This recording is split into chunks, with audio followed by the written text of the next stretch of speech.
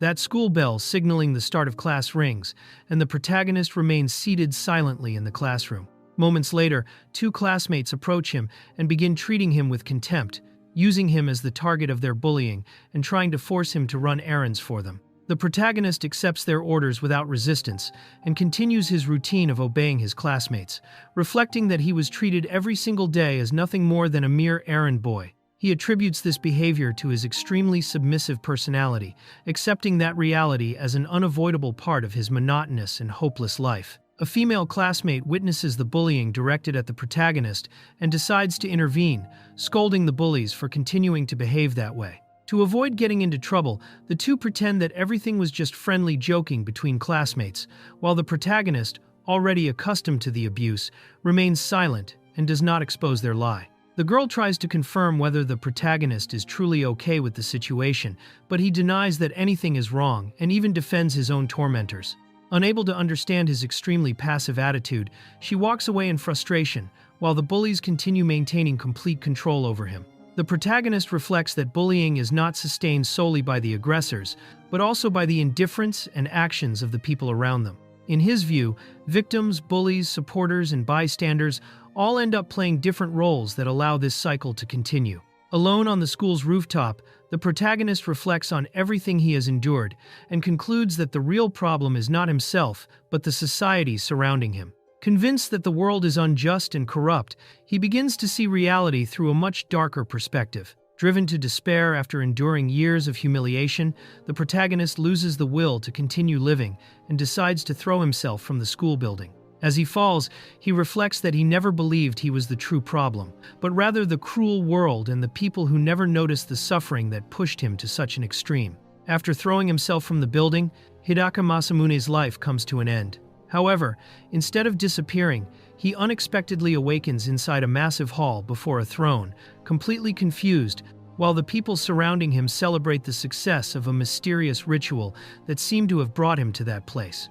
Hidaka discovers that he was not the only one summoned into that world. His entire class had been brought there as well. Standing before the king of the kingdom, the students are welcomed as heroes, while the monarch apologizes for summoning them so suddenly, leaving everyone confused as they struggle to understand why they had been transported to that place.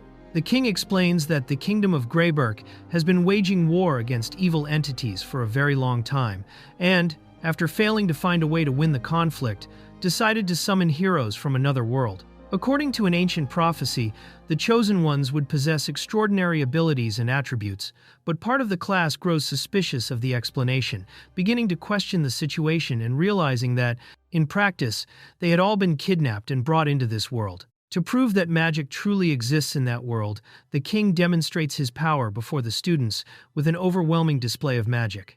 The demonstration astonishes the entire class and serves to convince the newly summoned students that they had indeed been transported to a world completely different from Earth. Even after witnessing the magical demonstration, many students still struggle to believe that they have truly been taken to another world. While everyone attempts to process the situation, one of the students loses his patience and decides to confront the king, demanding answers about everything that was happening.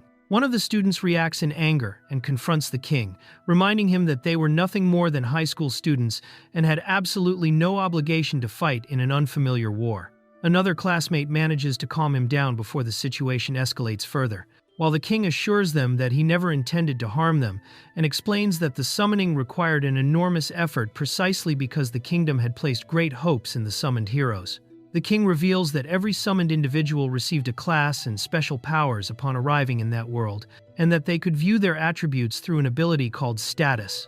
After checking his abilities, one of the students discovers that he possesses the rare Sage class, regarded as one of the most powerful among all heroes, astonishing both his classmates and the people of the kingdom. As the students continue examining their own statuses, another student awakens the legendary hero class and reveals attributes and abilities far beyond anything considered normal. The discovery amazes the entire kingdom, which immediately begins seeing him as their greatest hope for winning the war, while the rest of the students are left speechless by the extraordinary power he received. After watching his classmates obtain powerful classes, Hidaka checks his own status and discovers that he has been chosen as a healer. Although the class appears ordinary at first glance, he realizes that he has also received an unusual title and a unique ability connected to the protection of a goddess, raising questions about the true nature of his powers. Hidaka asks about the healer class and is told that it exists solely for support and recovery, being regarded as the weakest among all professions. The revelation shatters his expectations and makes him realize that, once again, he had ended up in the most unfavorable position. Upon discovering that Hidaka had received the weakest class, the class bully immediately begins mocking him in front of everyone once again. One of the students attempts to defend him and stop the humiliation, but the argument is interrupted when a mysterious elderly woman notices that Hidaka's status contains an unusual detail and decides to question him about the meaning of his title, Reincarnated. When questioned about the title Reincarnated, Hidaka reveals that he died after throwing himself from the school rooftop before awakening in this world. Upon hearing his explanation, the mysterious elderly woman seems to understand what had happened and decides to leave the matter for the time being, while everyone shifts their attention back to the continuing explanation about the summoning. Following the explanation about his reincarnation, Hidaka learns that all of the students will be sent to an academy where they will train to fight magical creatures.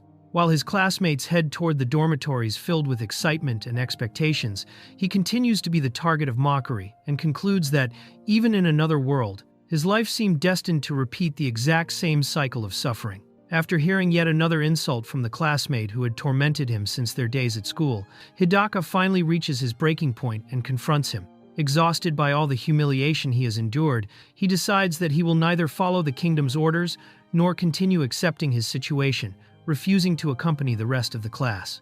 Hidaka declares that he has no intention of joining the other heroes and asks to be sent somewhere else.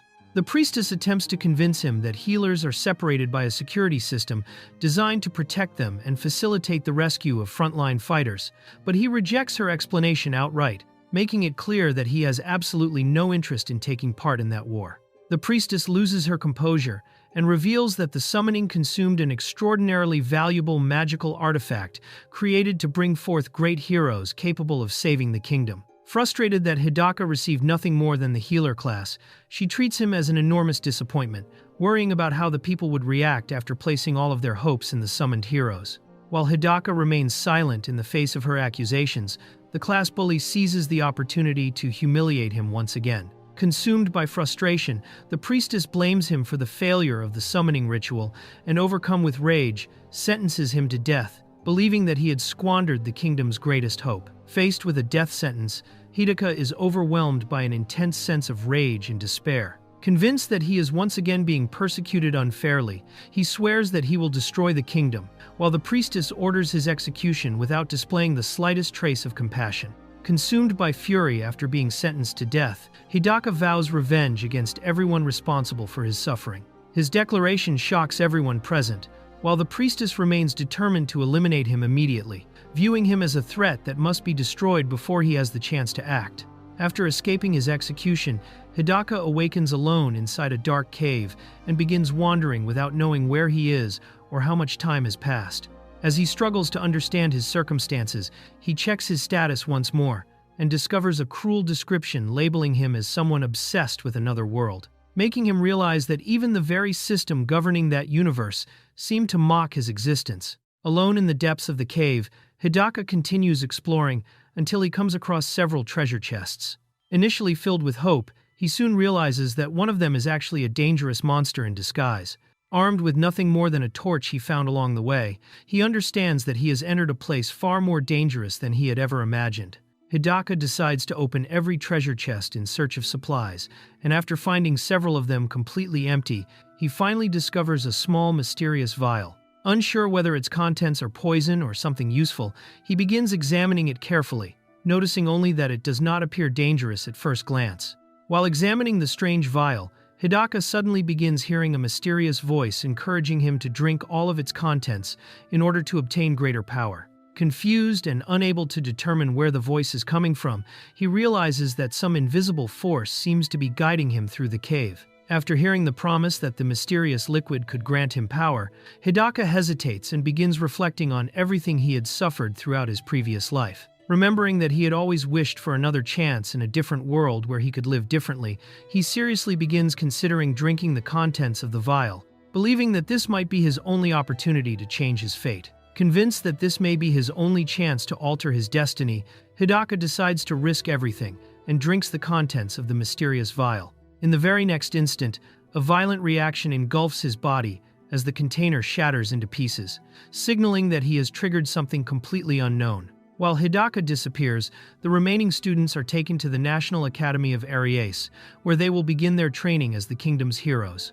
During the adjustment period, some of the students begin talking about the mysterious Aries, while others remember Hidaka with nothing but contempt, demonstrating that his absence has done little to change the way they viewed him. At the academy, several students discuss Hidaka's fate, and one of them condemns the jokes made at his expense, believing the situation to be far too serious to be treated as entertainment. The class bully, however, dismisses the students' concerns and ends the conversation aggressively, making it clear that he still feels absolutely no remorse for what had happened. Some of the students begin reflecting on what happened to Hidaka and question the responsibility of everyone who either participated in or remained silent during the bullying. Despite the accusations, others argue that it is already too late to change anything, accepting that Hidaka will never return and preferring to leave the past behind.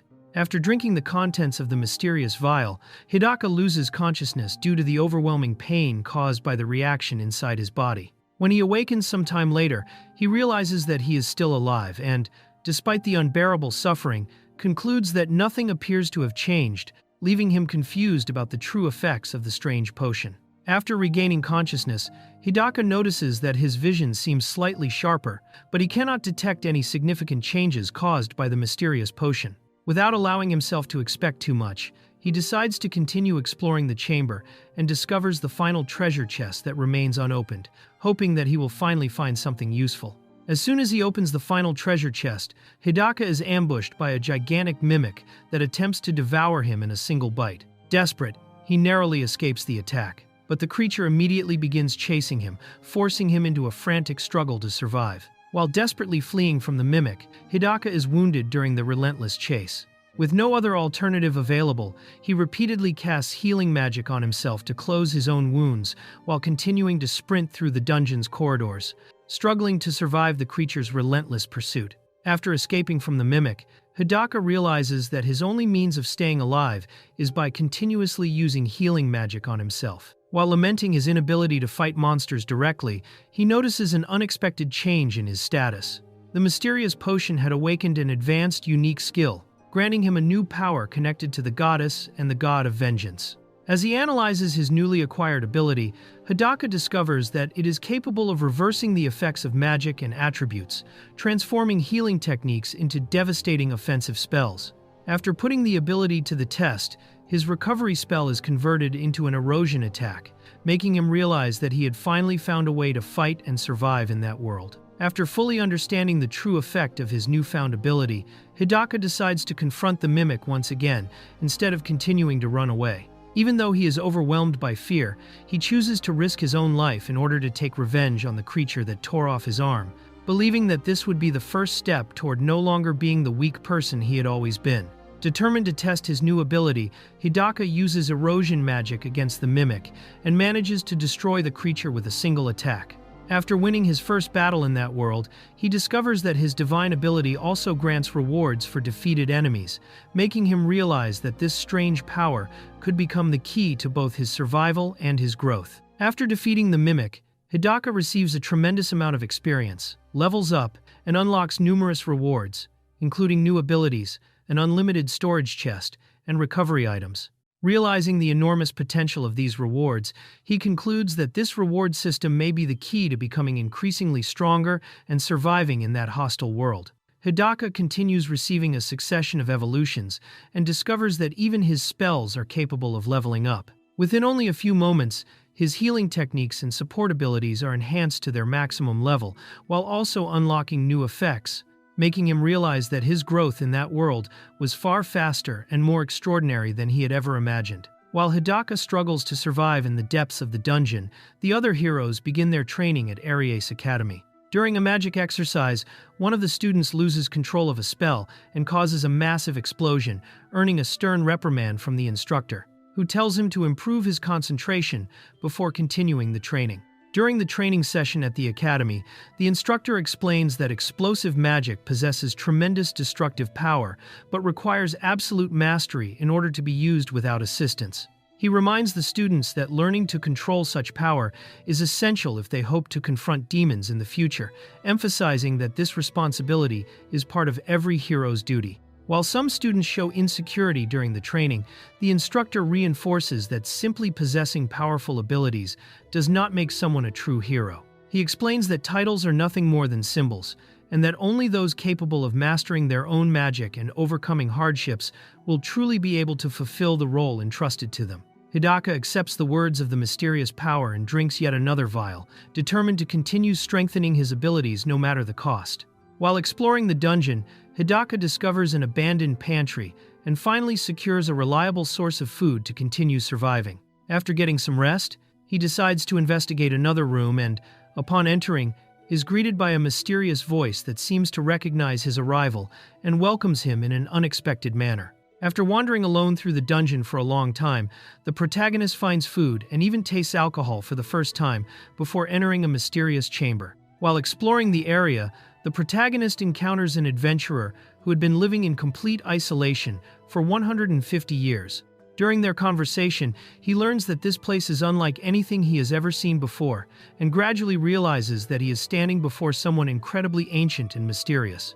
The protagonist meets Shan, the legendary Serpent King, who welcomes him warmly and decides to guide him on a new journey, marking the true beginning of his adventures in that world. Shortly after introducing themselves, Shaun surprises the protagonist by launching into combat without any warning, recreating the very situation that led to his death on Earth in order to test his determination and strength. Shaun reveals that the attack was part of a test designed to find an adventurer worthy of meeting his expectations. Upon witnessing the protagonist's reaction, he expresses genuine excitement at finally finding someone capable of capturing his interest after waiting for more than a century. After learning that the protagonist is a healer, Shaun finds it difficult to understand how someone with such a class managed to survive alone for so long. Intrigued by his unusual abilities, he concludes that there is something highly unusual about the young man. In order to test the protagonist's true strength, Shaun orders his familiar to unleash a powerful light spell against him. Even when faced with the sudden attack, the protagonist remains steadfast, proving that his abilities are far more extraordinary than they initially appeared. After receiving another battle reward, the protagonist uses his erosion magic against Shaun, completely astonishing the former Serpent King by displaying a level of power far beyond what anyone would expect from an ordinary healer. The erosion spell strikes Shaun by surprise and successfully wounds him, leaving the former Serpent King completely shocked by the protagonist's unexpected strength and eager to uncover the true origin of that mysterious ability. Even after successfully injuring Shaun, the protagonist realizes the overwhelming gap in power between them. As he struggles to heal himself and withstand the Serpent King's relentless attacks, he concludes that escaping from that battle would be far more difficult than he had initially imagined. After realizing that the protagonist defeated his familiar using an unknown form of magic, Shaun begins questioning his true identity. Even though the protagonist insists that he is merely a healer, he only deepens the former Serpent King's curiosity, leading Shaun to conclude that something highly unusual is hidden within his abilities. Despite being gravely wounded during the battle, the protagonist continues insisting that he is nothing more than a healer. Refusing to believe his words, Shaun continues pressing him and demands that he reveal the truth behind the mysterious power capable of defeating his familiar. Even while standing on the brink of defeat, the protagonist continues insisting that he is merely a healer. Unable to believe that a support class could wield offensive magic, Shaun begins suspecting that the young man is concealing both his true identity and his real powers. Unable to convince Shaun that he is simply a healer, the protagonist unexpectedly reveals something about himself, referring to himself as nothing more than a simple NEET while recalling his previous life. The protagonist decides to abandon his former name and begins introducing himself as NEET, swearing that he will transform that nickname into a symbol of strength. Driven by his desire for revenge against everyone who looked down on him in his previous life, he vows to prove his worth in that new world. After hearing the protagonist's declaration, Shaun loses interest in continuing the conversation and attacks him once again without hesitation, resuming the battle and putting his survival to the test one more time. Even though he is gravely wounded and standing on the verge of death, the protagonist refuses to surrender. As he faces Shaun, he realizes that he has accomplished nothing in that new world and gathers every last ounce of strength to continue fighting. Standing on the brink of death, the protagonist unleashes his erosion magic once again in one final counterattack, astonishing Shaun by managing to endure and retaliate even under such desperate circumstances. After being defeated, Shaun acknowledges the protagonist's strength and potential, advising him to conceal his true identity from that point onward. Before bringing the confrontation to an end, he makes it clear that such an unusual power could attract dangerous enemies in the future. Even in defeat, the Serpent King reveals that he was once one of the most feared adventurers in the kingdom and warns the protagonist to hide his true powers. He explains that, despite being only a healer, anyone who learned about his unique abilities would inevitably pursue him because of his tremendous potential. The Serpent King advises the protagonist to conceal his true identity, explaining that the world despises the weak and rejects those who fail to fit its expectations. As compensation for losing the battle, he agrees to answer the protagonist's questions before departing. The Serpent King asks whether the protagonist has ever heard of the god of vengeance. Upon hearing the name, the protagonist realizes that he has finally discovered an important clue regarding the origin of his powers, while the king decides to reveal everything he knows about that mysterious entity. The Serpent King reveals that he heard about the god of vengeance long ago, but only as the code name of a cursed adventurer. Intrigued by the fact that the protagonist knows more about that name than expected, he suggests that he travel to other kingdoms in search of the truth hidden behind that mysterious title. During their conversation, the protagonist reveals that his real name is Masamune Hidaka, surprising the Serpent King, who immediately recognizes the name. Before he can obtain any further answers, another reward from the goddess is activated, while the king grows curious about the unusual way the protagonist has begun addressing him. As a reward for his victory, the protagonist receives the Serpent King's sword. Although he doubts that a healer should even be capable of wielding it, he decides to keep the weapon, while the king willingly entrusts it to him before disappearing. After defeating the Serpent King, the protagonist receives additional rewards, including new abilities, rare items, and a powerful analysis technique. Upon noticing that the king's body does not disappear, he concludes that these newly acquired abilities may explain the extraordinary speed and overwhelming strength his opponent displayed during their battle. After obtaining tremendous power and numerous pieces of rare equipment, the protagonist finally decides to leave the dungeon. Even after gaining his freedom, he swears that he will not rest until he has taken revenge on every single person who betrayed him and sentenced him to death. While climbing the dungeon's staircase, the protagonist uses magic to eliminate the effects of the alcohol from his body and continues making his way toward the exit. Along the way, he hears a mysterious voice warning him to be careful of something approaching from behind. After leaving the dungeon, the protagonist realizes that he has been mysteriously teleported into a forest. Confused by the sudden change in location, he recognizes the strange sensation of teleportation and begins investigating what had actually happened. After escaping from the dungeon, the protagonist celebrates his freedom and finally decides to begin his true adventure in that new world. Before continuing his journey, however, he thanks the mysterious voice that guided him throughout his escape. Upon encountering a group of adventurers in the forest, the protagonist realizes that he has finally found other human beings. Before he has the opportunity to act, the newcomers also notice his presence, marking the beginning of their very first encounter. After being discovered by a mysterious swordsman, the protagonist is immediately mistaken for a threat and marked for elimination. While attempting to explain that he is not an enemy, he realizes that the stranger has already decided to attack him without giving him any opportunity to defend himself. When the swordsman charges forward to attack, the protagonist narrowly escapes at the very last moment and saves a young woman who is about to be struck by the blow. Upon realizing that he protected her, the group is left astonished and begins questioning whether the supposed enemy was truly a threat after all. Even while trying to prevent another confrontation, the protagonist asks the swordsman to lower his sword and points out the true danger lurking within the forest. Although no one understands how he managed to sense the hidden threat, the young woman decides to trust his warning, completely changing the course of the situation. The protagonist convinces the swordsman to stand down and promises that he has no intention of continuing the fight. Although they remain suspicious, the group accepts his word and temporarily ends the confrontation so they can discover what is truly happening.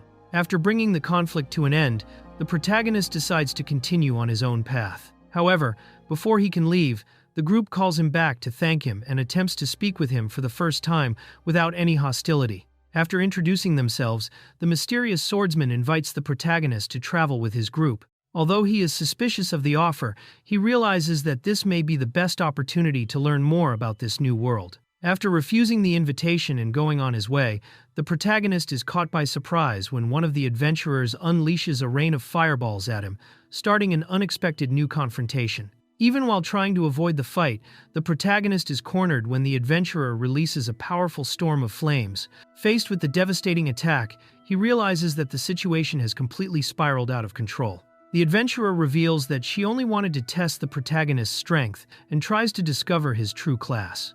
Refusing to trust her, he declines to answer and keeps his identity hidden as the confrontation continues. Using the Eye of Truth, the protagonist reveals the swordswoman's true status and discovers that she is far more powerful than she appeared. Rather than feeling intimidated, he admits that he feels jealous of her strength and continues hiding his own class. When she realizes that the protagonist can use magic with ease, the swordswoman launches a powerful fire attack, determined to test his true strength and prove that he was no ordinary opponent. The protagonist applies his reversal ability to all of his spells and creates a new technique called Soul Break.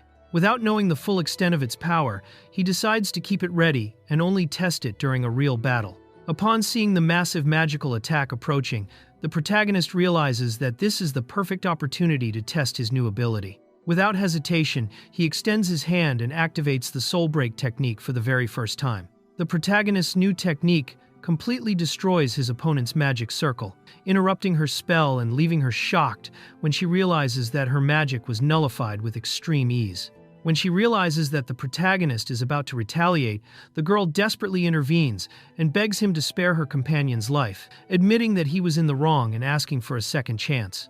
Realizing that the two of them were protecting their companion, the protagonist gives up on attacking, laughs at the situation, and makes an ironic comment, leaving the entire group completely confused. After the confrontation, the group acknowledges the protagonist's strength and invites him to join their team, explaining that they needed a powerful companion and had been testing him from the very beginning.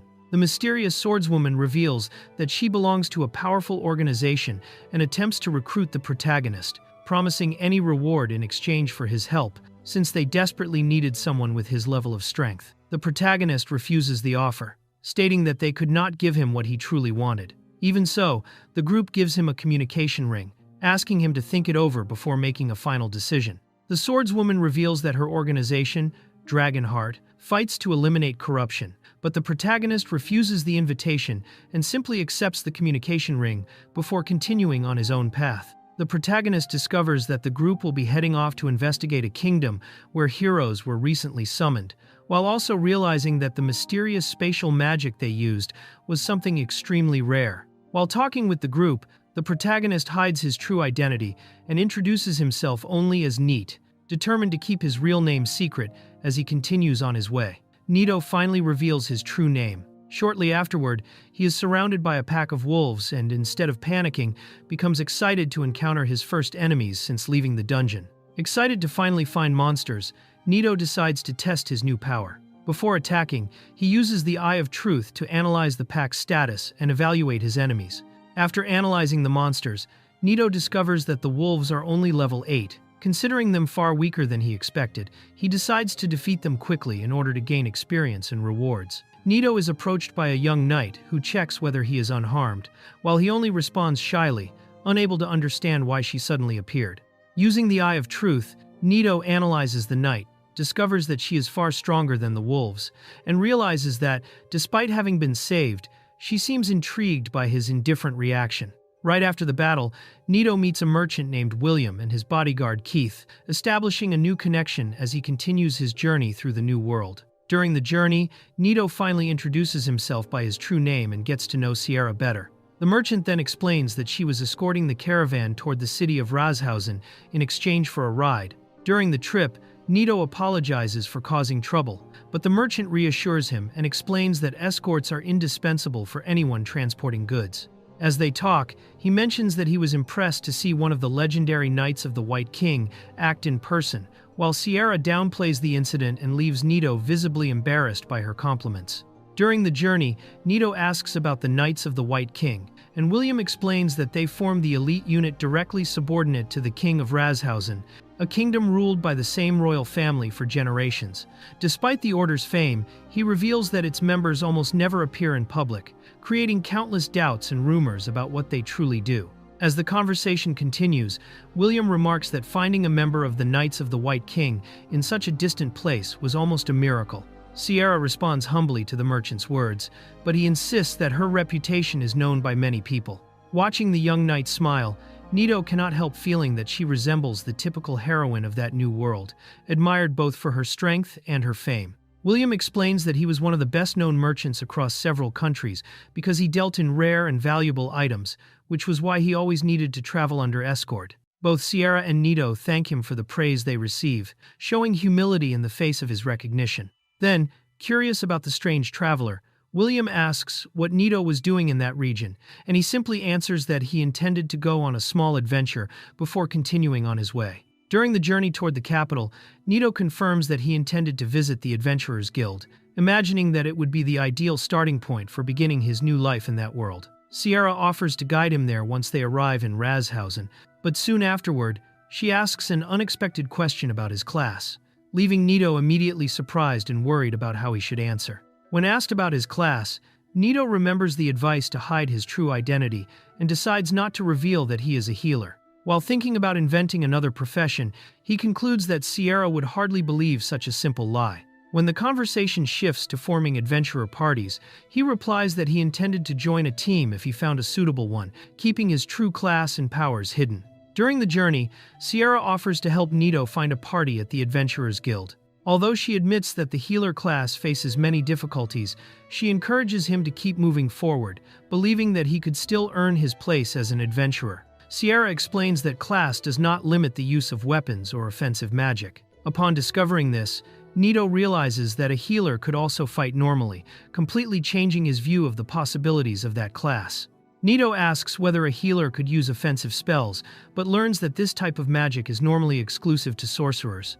Even so, he begins considering using his attribute enhancement ability to overcome that limitation and create a different way of fighting. Sierra explains that attribute enhancement magic is different from ordinary elemental magic and can be applied directly to weapons. Interested in Nito's potential, she offers to teach him, while emphasizing that learning swordsmanship would also be an excellent choice for a healer. During the journey, the group stops at Tanya village to rest before continuing toward the capital. When they arrive at the village to rest, Nito and his companions find several residents gathered in front of a building. Realizing that something unusual is happening, the group decides to approach and discover the reason for the crowd. The villagers reveal that the village had been attacked by bandits shortly before the group's arrival. During the attack, all the women in the village were kidnapped, leaving the residents desperate and unable to receive visitors. The villagers decide to join forces to rescue the kidnapped women, but Sierra warns that bandits often sell their victims quickly to slave traders.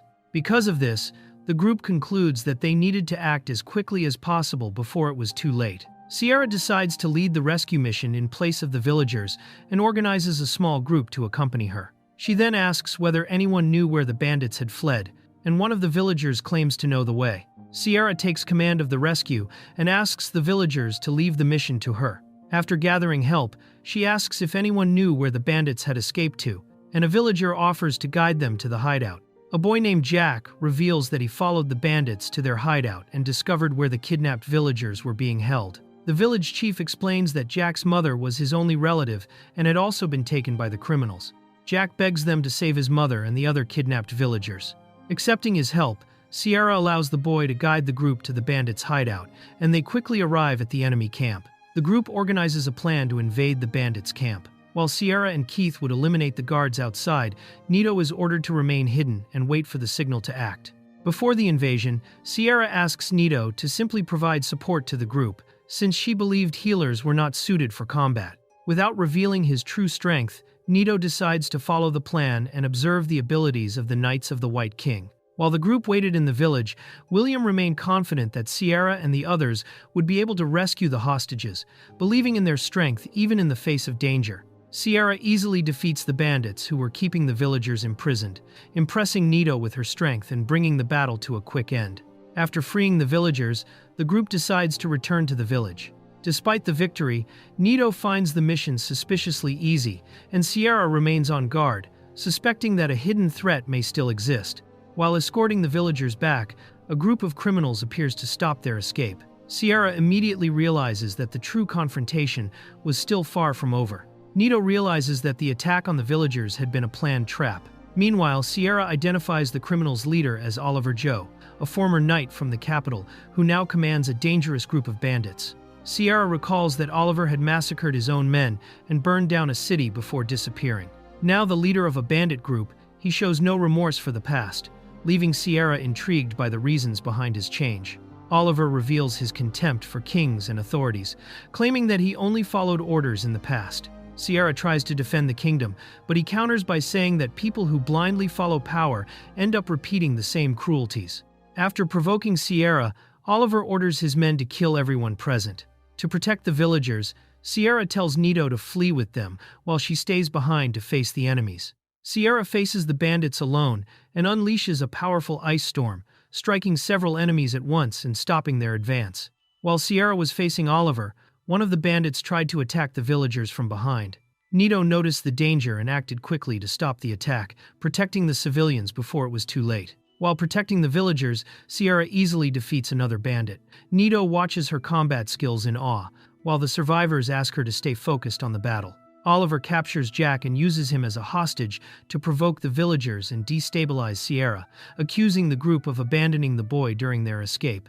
Oliver continues using Jack as a hostage and assaults him to pressure Sierra. Faced with the boy's despair, she demands his release while trying to find a way to save him without putting his life at risk. As Oliver threatened to kill Jack, Sierra falls into despair, unable to act.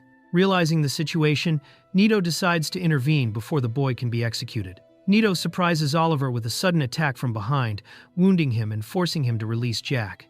The unexpected intervention changes the course of the battle and saves the boy at the very last moment. After saving Jack, Nito calmly returns to the group. While the villagers and Sierra are still trying to understand what happened, they decide to resume the escort and return to the village. After returning safely, Sierra confronts Nito and demands an explanation for how he managed to save Jack. She questions his speed, the knife used in the attack, and reminds him that he is supposed to be only a healer, beginning to suspect that Nito is hiding far greater power than he lets on. Sierra insists on discovering the truth and demands to see Nito's status, suspicious that he is hiding his true strength. Nito tries to dodge the subject and convinces the group to return to the village first, but she makes it clear that she will not give up on interrogating him. Meanwhile, Nito praises Keith's combat ability, attempting to draw attention away from his own capabilities. Keith recognizes Nito's skill and suggests that he is much stronger than he appears. As he watches Jack reunite with his mother, Nito begins questioning whether hiding his true power is still the best decision, remembering that if he had not acted, the boy would have lost his life. After defeating the bandits and freeing the hostages, the villagers celebrate the return of their families. As everyone reunites, Nito notices a hooded young woman isolated from the rest of the village and finds her silent behavior strange, awakening his curiosity about who she truly is.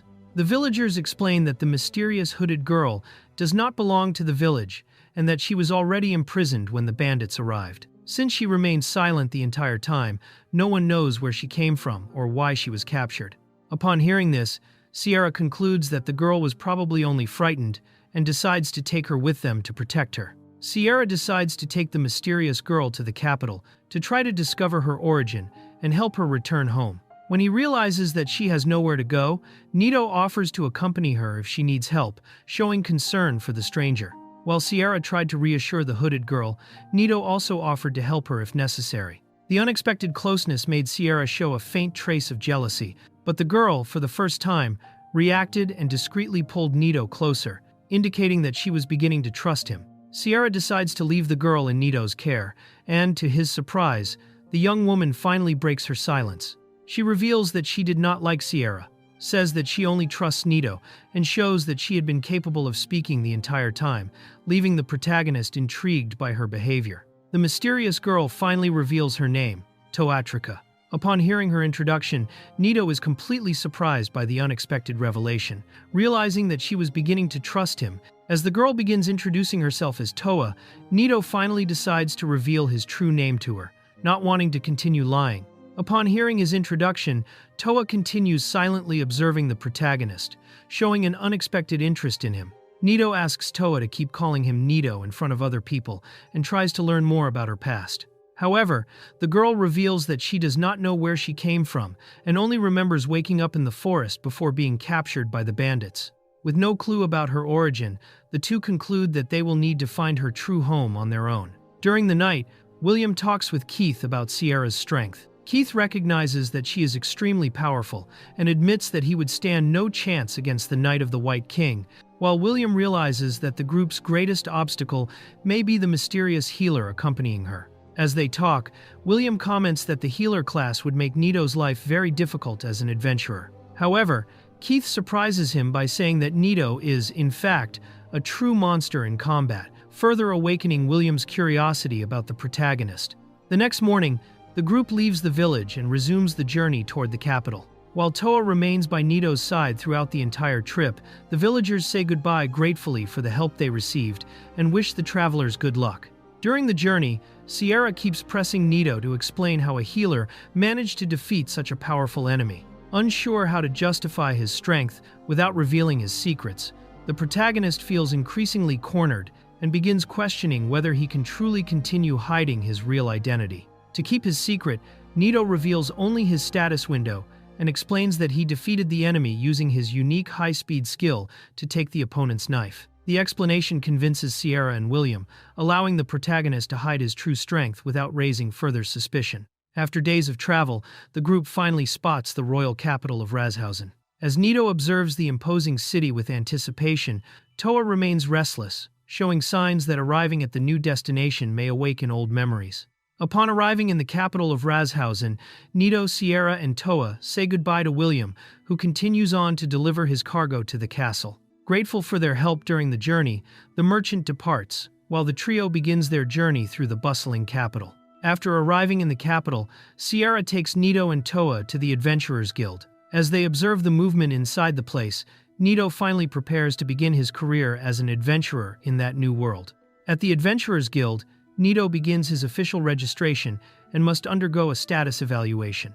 Worried about hiding his true strength, he uses his ability to alter the information displayed on the device, avoiding unwanted attention while trying to keep his identity secret. After completing his registration at the Adventurers Guild without revealing his true strength, Nito decides to help Toa find clues about her past. However, when invited to visit City Hall, the girl shows little interest in discovering her hometown, leaving the protagonist suspicious that she is hiding something. As Nito suggests that Toa should also register as an adventurer, a man interrupts the conversation after noticing that the protagonist is accompanied by two girls.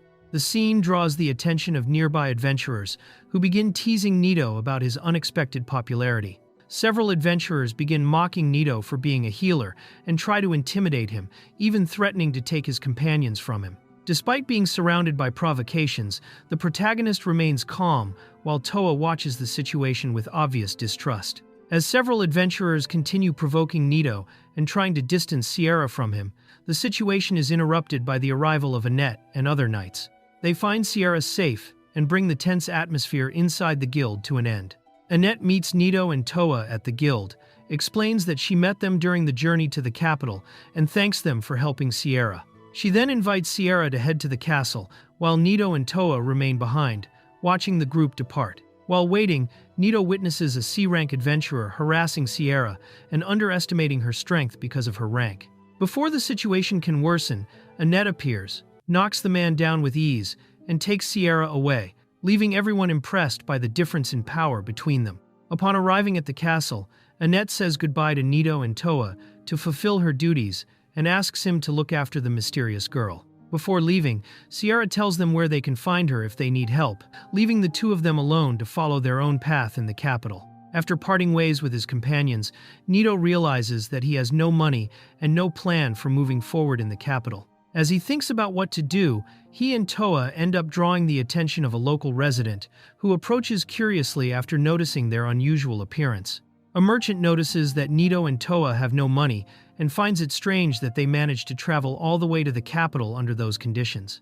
After noticing that their clothes are worn out, she offers to exchange their garments for new outfits, while also showing willingness to help Toa as well. The merchant decides to accept the clothing exchange and notices that Nito's uniform is made from high-quality fabric. After discovering that he is a healer, she comments that this is a difficult class for adventurers, making it clear that his future would not be easy at all. The merchant gives Nito new clothes and a bag for carrying herbs, explaining that healers depend on such items because their healing magic is limited. With this, she helps the young man better understand the difficulties and resources necessary to survive as a healer-class adventurer. While receiving new equipment, Nito discovers that Toa belongs to the rare paladin class.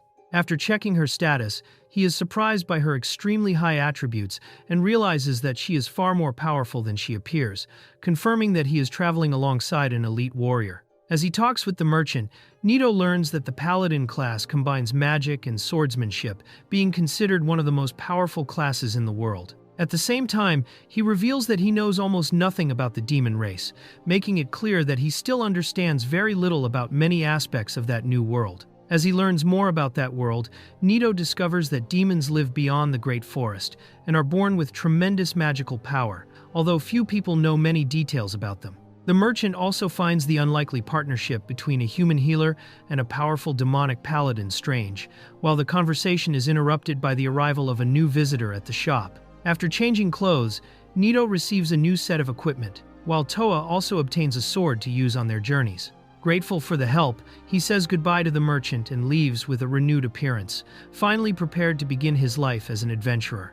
Before they say goodbye, the merchant gives Nito a small reward and advises him to be careful with Toa, explaining that demons are often targeted by prejudice and kidnappers because of their enormous magical power. She asks him to protect Toa during their journey, making Nito even more aware of the responsibility of traveling alongside the young paladin. After leaving the shop, Nito reflects that prejudice against demons existed even in that world. Even so, he promises to protect Toa during their journey, earning the trust of the merchant Sharon, who says goodbye to the two of them and offers help whenever they need to return to her shop. While resting in the capital, Nito observes Toa and realizes that she possesses a level far above most adventurers in the guild. At the same time, he concludes that demons truly are a powerful race, while Toa peacefully enjoys a moment of rest, without realizing that she is being watched. After analyzing Nito's status, Toa only concludes that he is extremely unusual, without being able to explain exactly why.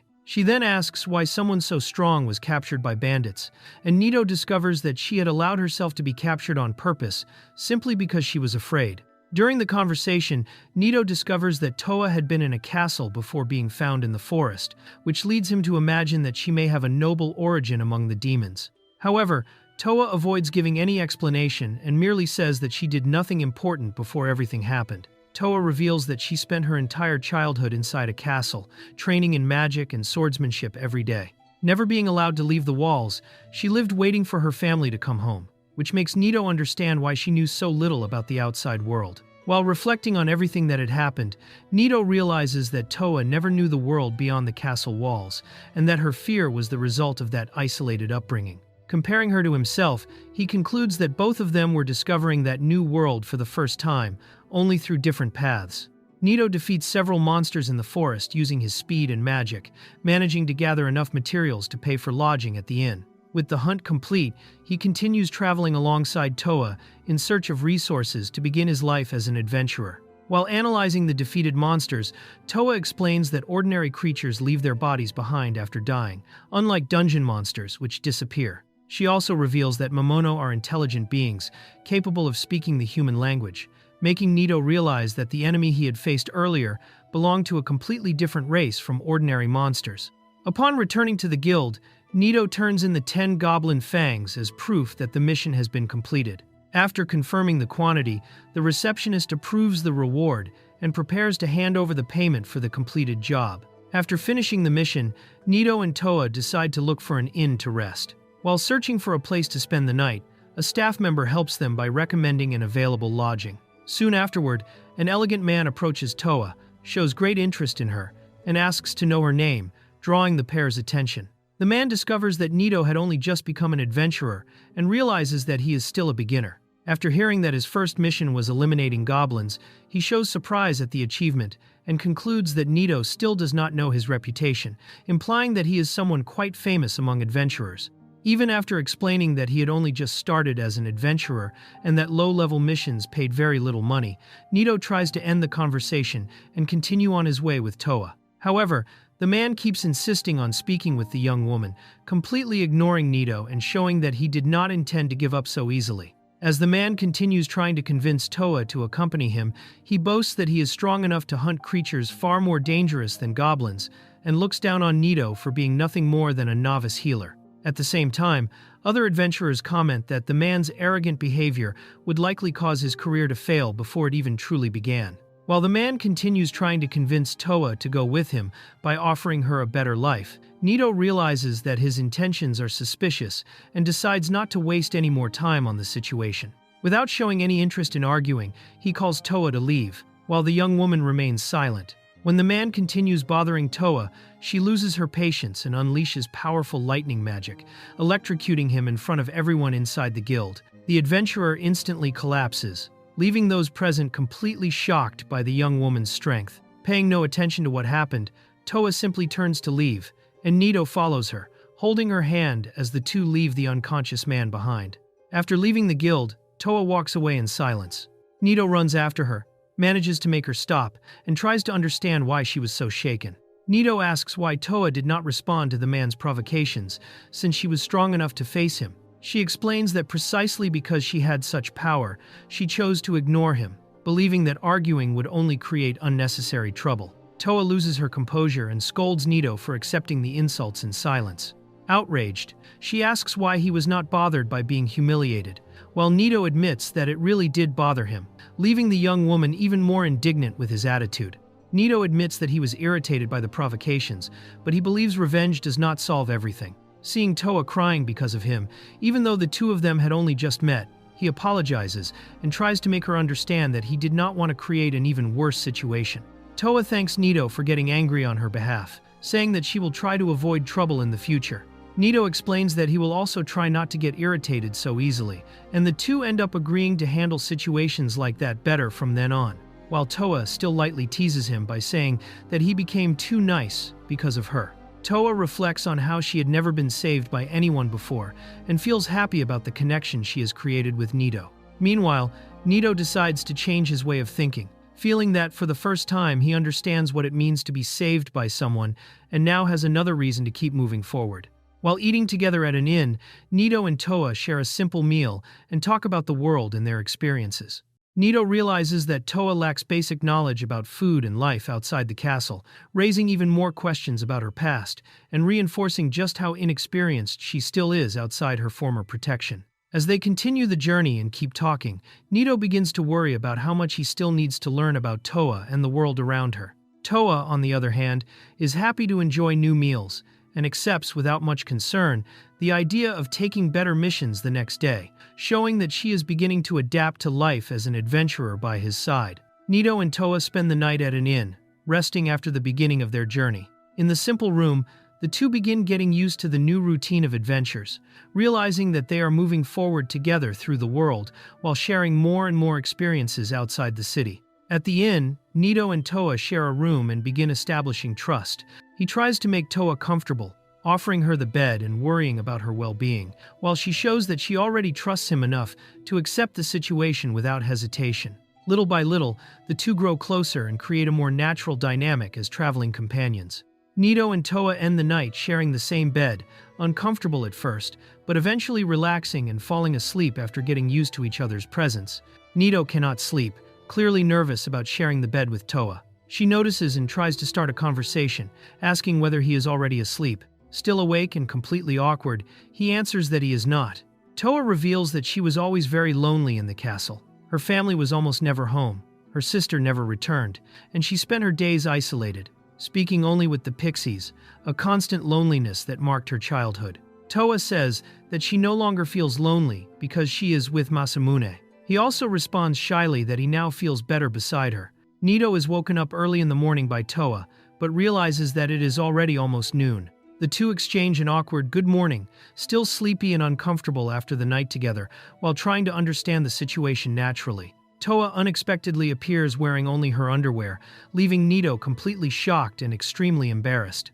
She reacts without understanding the confusion while he tries to deal with the awkward situation, especially because they are in the same room. Toa accidentally tries to hit Masamune with magic after a misunderstanding, but she is restrained and explains that she was only trying to help. In the end, she apologizes while breakfast continues in an awkward but slightly lighter atmosphere. Toa apologizes for the misunderstanding and for the confusion caused by the situation.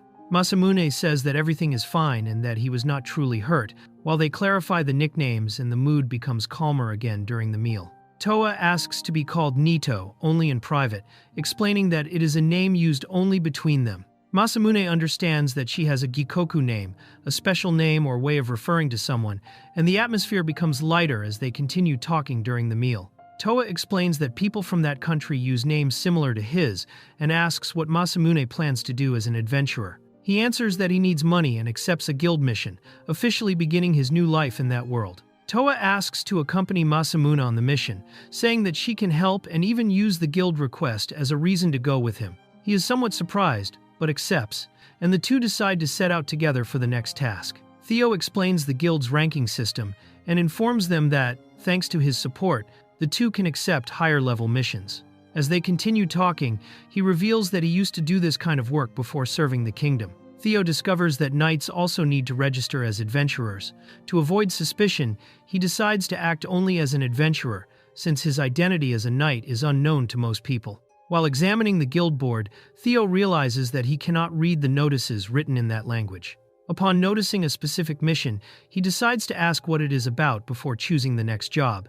After discovering that the mission involves hunting a creature called a Kalane, Theo decides to accept it. After completing the guild registration, the group heads to a shop before leaving for the mission. Theo and his companions visit a shop to buy supplies before the mission.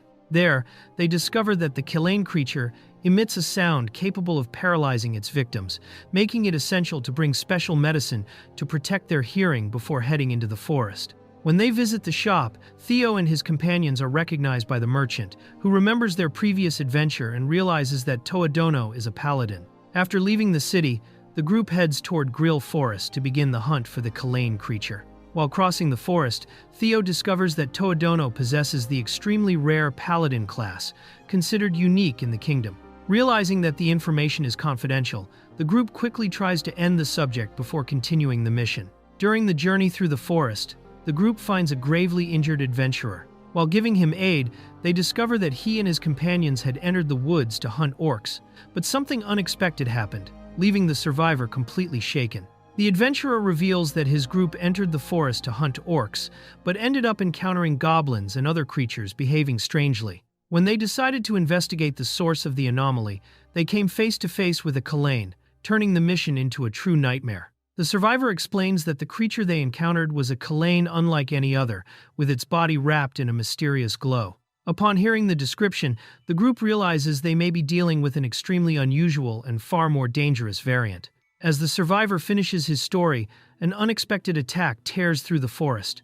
The group is caught off guard by a rain of projectiles, while the wounded adventurer panics at the sight of the threat reappearing. The mysterious Kalane finally appears before the group. Realizing that the creature had been following them the entire time, the survivors recognize it immediately, confirming that this was the same monster responsible for the massacre. While the survivors flee, Theo and his companions stay behind to face the creature.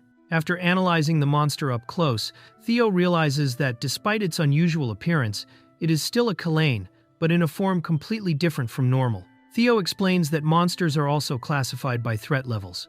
Although an ordinary Kalane is rank B, the variant they have encountered is considered a rank A monster and represents such a great danger that it requires a special mission to be defeated. Before the battle, the group checks the effects of the creature's roar. Although they appear to be fine, his companion reveals that her mana circulation became unstable after being struck by the Kalane's voice. While Theo asks her to take command if anything unexpected happens during the fight. Theo analyzes the creature and confirms that its level is far lower than expected, deciding to face it alone. While instructing his companions to provide covering support, he advances to begin the confrontation against the Kalane. Toa takes the initiative and casts a powerful ice spell, creating an enormous ice sword before charging forward at high speed to confront the Kalane head-on. Toa tests the Kalane's durability with a direct strike, but realizes that the creature's hide is incredibly tough and capable of blocking physical attacks, revealing that defeating it would be far more difficult than they had imagined.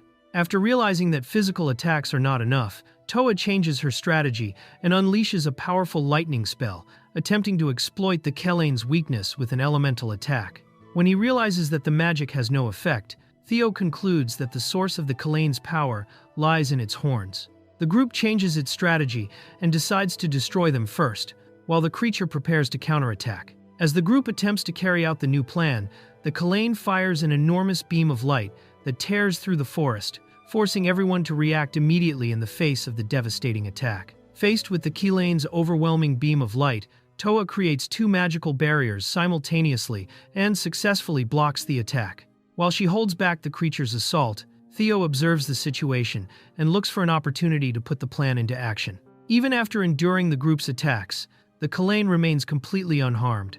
Theo concludes that its invulnerability depends on a special mechanism linked to magic and begins searching for a way to neutralize that ability before continuing the battle. Theo notices that the Kalane's protection briefly opens immediately after it fires its beam of light. To take advantage of that instant, he decides to use Toa as bait to provoke the creature's next attack, promising to defeat it quickly as soon as the opportunity appears. Theo approaches the Kalane and activates an ability capable of striking directly at the creature's soul while bypassing its defenses. By doing so, he attempts to destroy the source of its invulnerability and clear the way to defeat the monster once and for all. After being struck by Theo's ability, the Kalane responds with a deafening roar, and its energy begins spiraling out of control. The creature shows signs that its defenses have finally been shaken, indicating that the attack was effective. Theo reveals that he succeeded in destroying the Kalane's horns, eliminating the barrier that had been nullifying the group's attacks. He then asks to face the creature alone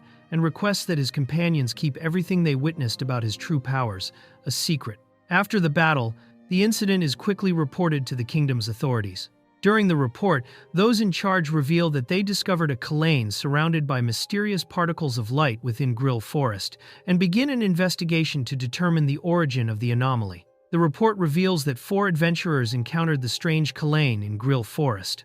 While the survivors receive treatment at the hospital, the authorities identify that the group responsible for confronting the creature consisted of 1 man and 2 women, including a silver-haired swordswoman, and order that they be located. While Theo is battling the Kalane, the news reaches the commander of the Knights of the White King. Upon learning that Sierra was involved in a battle against a rare Rank A Kalane, he decides to act immediately, while she herself grows increasingly concerned about the unfolding events.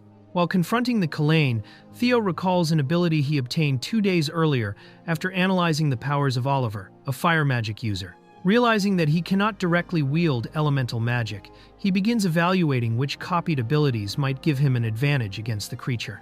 Theo remembers an envelope that he found 2 days earlier while investigating Oliver's house. After reading its contents, he discovers important information that may help him deal with the Kalane during the battle. Upon reading the letter found inside Oliver's house, Theo discovers that the knight had lost his wife after she was murdered by a thief. Consumed by despair and humiliated by his comrades, Oliver eventually became involved in a plot connected to the assassination of the king. After analyzing the abilities he obtained from Oliver, Theo unlocks a powerful fire spell born from the resentment of its former owner.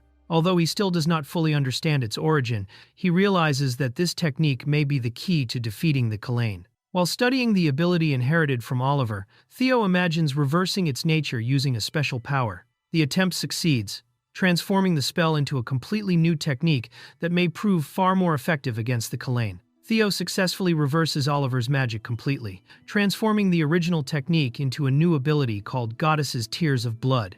With this newfound power, he believes he has finally obtained the weapon necessary to defeat the Kalane. After activating his new ability, Theo notices a strange change occurring within his own body and feels an unfamiliar power taking hold of him. At the same time, the Kalane begins suffering the effects of the technique, indicating that the new spell is finally working. Theo's new ability manifests a mysterious female entity who sheds a dark tear upon the Kalane. The moment the tear touches the creature, its body begins rapidly falling apart, bringing the battle to an unexpected end and leaving everyone present completely stunned. Theo's ability continues, consuming the Kalain, causing its body to dissolve into a black mass until it disappears entirely. The mysterious entity smiles before vanishing, leaving behind nothing but a pool of dark liquid as the group watches in astonishment at the end of the mighty creature. After defeating the Kalain, Theo notices that the strange sensation caused by his ability disappears completely. While the group confirms that the battle has finally ended, another unexpected event immediately captures everyone's attention. Realizing that someone is approaching, Theo decides to leave the area before his identity can be discovered. He entrusts Sierra with the responsibility of explaining everything that happened and states that he revealed his powers only because he trusted her. Before separating from the group, Theo arranges another meeting in the capital and leaves Sierra responsible for explaining the incident. After his departure, Sierra remains gazing over the battlefield, intrigued and growing increasingly suspicious about Theo's true identity and the nature of his powers. As Theo leaves the forest, a group of Knights of the White King arrives at the battlefield.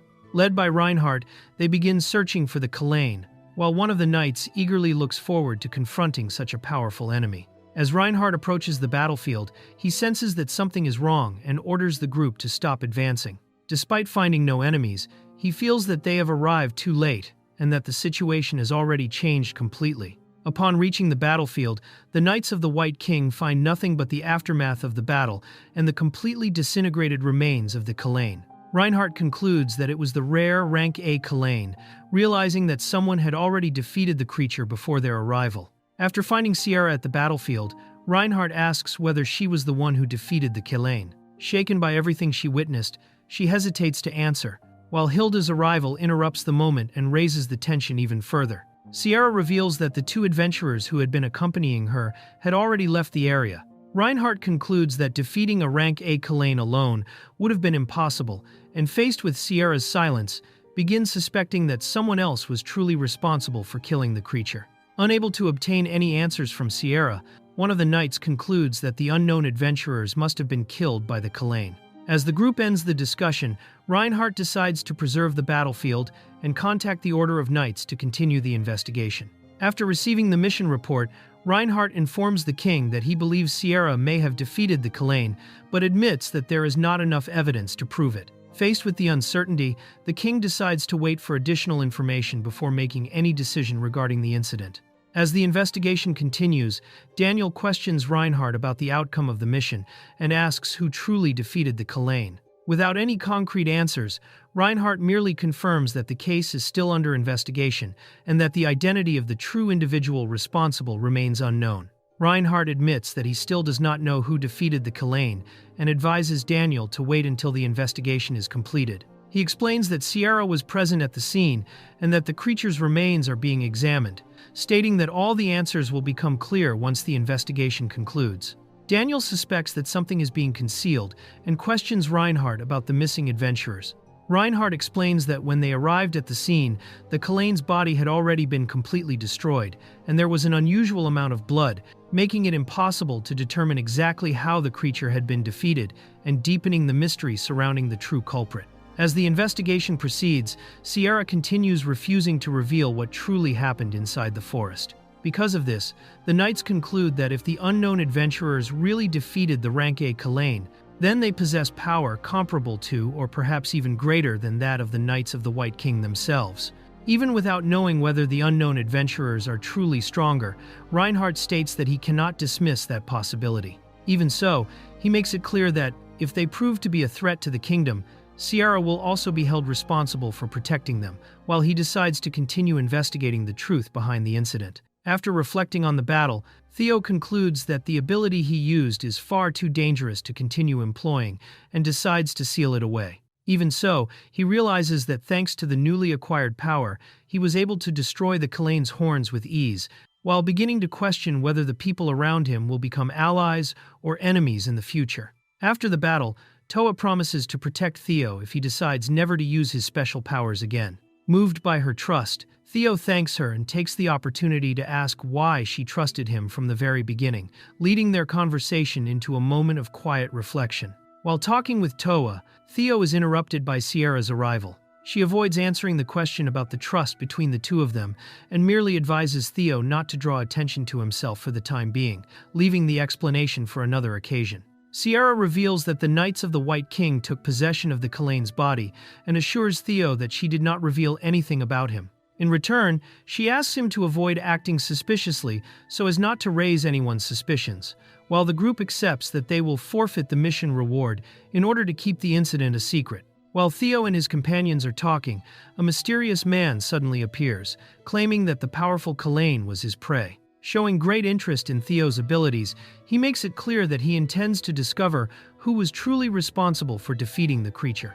The mysterious man examines the battlefield and concludes that the Kalane was defeated in a way that should have been impossible by ordinary means. After noticing that its horns had been destroyed and that there are unmistakable traces of magic, he realizes that someone discovered an unusual method for eliminating the powerful creature. The mysterious man concludes that destroying the horns and defeating a rank A Kalane should have been virtually impossible. As he observes Theo and his group, he begins viewing them as extremely dangerous individuals, deciding that he cannot ignore someone capable of eliminating such a powerful creature so effortlessly. The mysterious man concludes that Theo and his companions are allies of Sierra and decides to begin pursuing them. Sierra attempts to defend them, insisting that they are not enemies, but he makes it clear that he will be the one to decide that. While reflecting on the recent events, Reinhardt senses an immensely powerful magical presence coming from the city.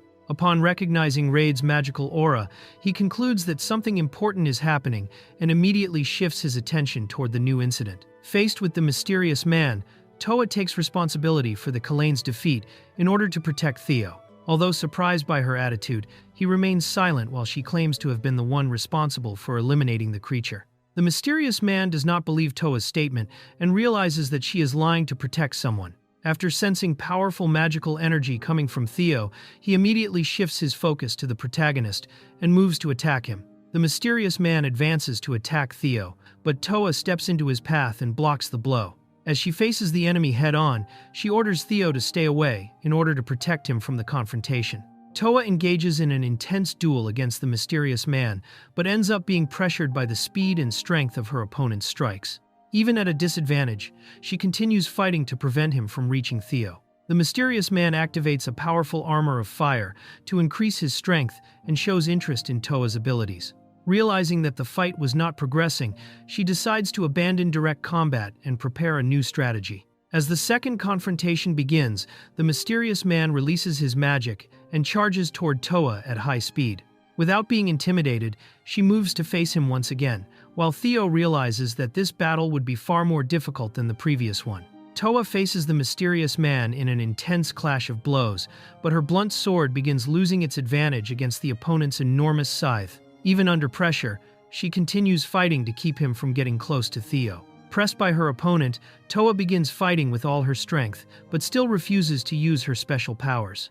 Noticing this, the mysterious man intensifies his attacks and tries to force her to reveal her true ability in order to end the battle once and for all. Just as the mysterious man is about to defeat Toa, Reinhardt intervenes and blocks the blow with his spear. His arrival interrupts the battle, surprising both the opponent and Theo's companions. Reinhardt scolds the mysterious man for attacking without reason and stops the confrontation. While Theo uses his healing magic to treat Toa's wounds, the group realizes with relief that she suffered no permanent damage. As Theo explains that he avoided using his magic so he would not endanger everyone around him, the mysterious man tries to convince Reinhardt that Toa was the one who defeated the Kalane. Even while maintaining the story, Toa remains silent, sustaining the lie to protect Theo. Reinhardt defends Toa, stating that defeating a monster does not make her an enemy. Then, the mysterious man turns his attention back to Theo, and upon discovering that he is merely a healer, loses interest, and concludes that he poses no threat. While Raid looks down on Theo for being only a healer, Reinhardt finds it strange that he cannot feel any power coming from the young man. In silence, Theo observes the situation, while Raid remains convinced that he is nothing more than an ordinary adventurer. Even without proof against Theo, Raid decides to attack him because he considers him a potential threat to the kingdom. Ignoring Reinhardt's protests, he advances with his scythe to eliminate the young man before he can become even more powerful. Raid launches a powerful attack against Theo, destroying part of the surrounding area. When the dust settles, Everyone is shocked to see that Theo is completely unharmed, revealing that he endured the direct strike, and making Reinhardt realize that the young man is hiding far greater power than he appears to have. After withstanding Raid's attack, Theo indirectly reveals that he was the true person responsible for defeating the Kalain. Reinhardt prevents him from being treated as an enemy, while realizing that, at the instant of the attack, Theo still managed to protect his companions by moving them to a safe place, confirming the enormous power he was hiding. After the misunderstanding is cleared up, Reinhardt lowers his weapon and apologizes for judging Theo too hastily. Then, Theo confirms that he was the one who defeated the Kalain and asks whether Reinhardt had already realized it from the beginning, surprising the leader of the Knights. Reinhardt explains that people with magical power far above normal can become impossible for other magic users to detect. After realizing that neither he nor Raid could sense Theo's energy, he concludes that Theo's power is extraordinary and apologizes for the attack, taking responsibility for his companion's actions. Theo explains that he only wants to live as an ordinary adventurer, accepting missions and receiving rewards without drawing attention. Understanding his wish, Reinhardt promises to keep his identity secret, officially record Sierra as the person responsible for defeating the Kalain, and ensure that she receives the full reward for the mission. After resolving the incident, Reinhardt says goodbye to Theo, apologizes once again for what happened, and promises to respect his secret. With the conflict finally over, Theo looks over the battlefield and feels relieved that he managed to protect his companions and overcome yet another challenge.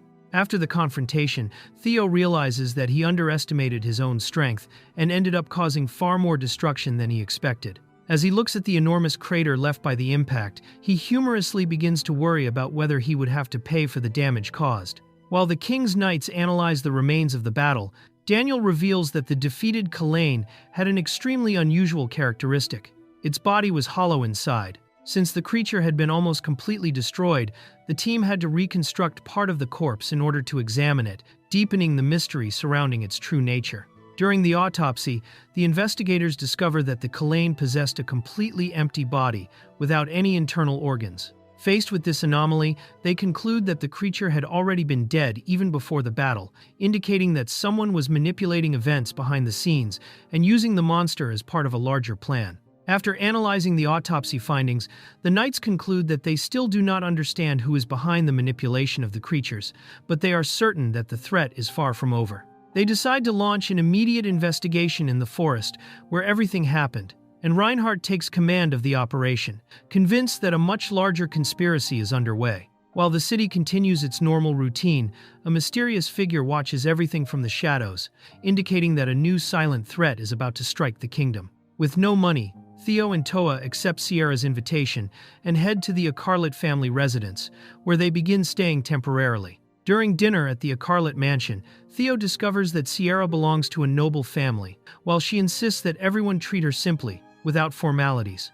During dinner, Sierra's parents praise Theo for his achievements and express admiration for him. Realizing that Sierra had shared details of their adventures, Theo becomes discreetly embarrassed by the situation. Hilda, Sierra's older sister, arrives at the mansion and is introduced to Theo and Toa. She welcomes them warmly, while Theo becomes visibly embarrassed upon meeting her.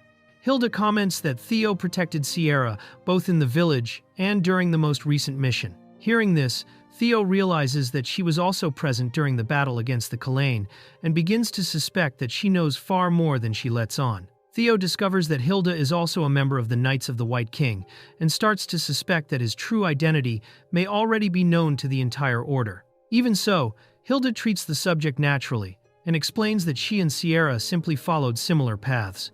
During the conversation, Hilda explains that she and Sierra trained together since childhood and, because of their talent, became Knights of the White King. Even so, she says that Reinhardt is an incomparable prodigy, having been chosen for the order at only 12 years old. Hilda says that, although Theo does not appear to be a great talent, she believes he possesses exceptional potential. Hearing this, Theo is surprised and begins wondering how much she truly knows about his real powers. Sierra warns Theo to be careful around Hilda, joking that her sister never lets anyone who catches her interest escape. While Theo becomes embarrassed, Hilda joins the teasing and decides to speak directly with him, making Sierra even more desperate. Hilda directly asks Theo what he thinks of Sierra. The question leaves both of them completely embarrassed, while Sierra panics and tries to stop the subject, unable to understand why her sister decided to bring up that topic. Sierra ends up getting drunk and tries to say something important to Theo, but can barely speak because of how embarrassed she is. Meanwhile, the others try to calm her down before she ends up revealing more than she should. Sierra drinks too much, eventually passes out in Theo's arms, and leaves Hilda joking that she has finally found a rival, while Theo becomes completely awkward because of the situation. As Theo carries Sierra away to rest, she continues sleeping in his arms.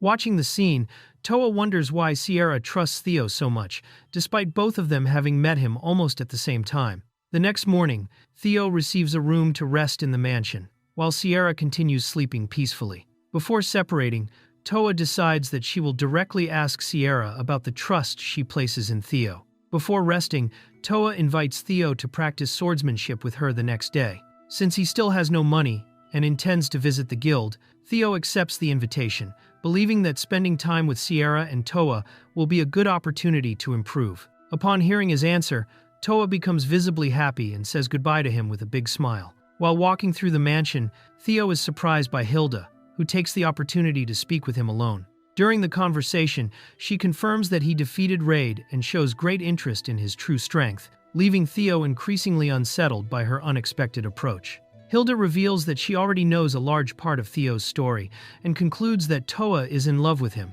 She then teases Theo by saying that his feelings also seem to be returned, leaving the boy completely embarrassed and unsure how to react. Hilda comments that, for the first time, Sierra has shown interest in a man and even brought him to meet her family. She suggests that Theo should also consider Sierra's feelings, explaining that although Sierra is very dedicated, she is naive when it comes to love and would hardly take the initiative on her own. Hilda asks that, when the time comes for Theo to leave the country, he takes Sierra with him. She explains that the young woman dedicated her entire life to the sword and to her duty as a Knight of the White King, without knowing any other way to live, and she believes Sierra deserves to discover the world beyond battles.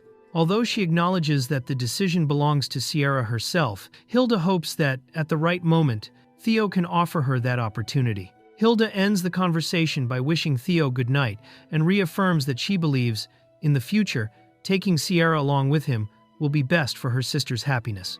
Theo keeps reflecting on those words as the two say goodbye cordially. The next morning, Theo wakes up in his room at the mansion, but is shocked to find Toa lying beside him.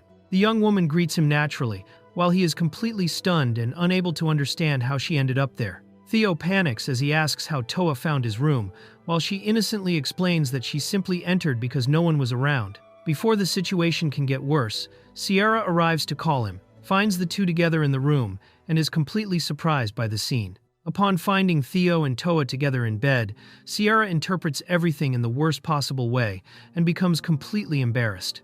Trying to justify the situation, she says that she understands a man's needs, but Theo immediately interrupts her, explaining that she had misunderstood everything. The next day, Toa begins teaching swordsmanship to Theo and is impressed by how quickly he learns the fundamentals of the sword. Despite his progress, Theo realizes that mastering such a technique in only one day would be far more difficult than he had imagined, and the two take a break before continuing the training. During the training, Theo learns that Sierra began practicing swordsmanship during her childhood, while Toa started training after being saved by her father from a monster attack.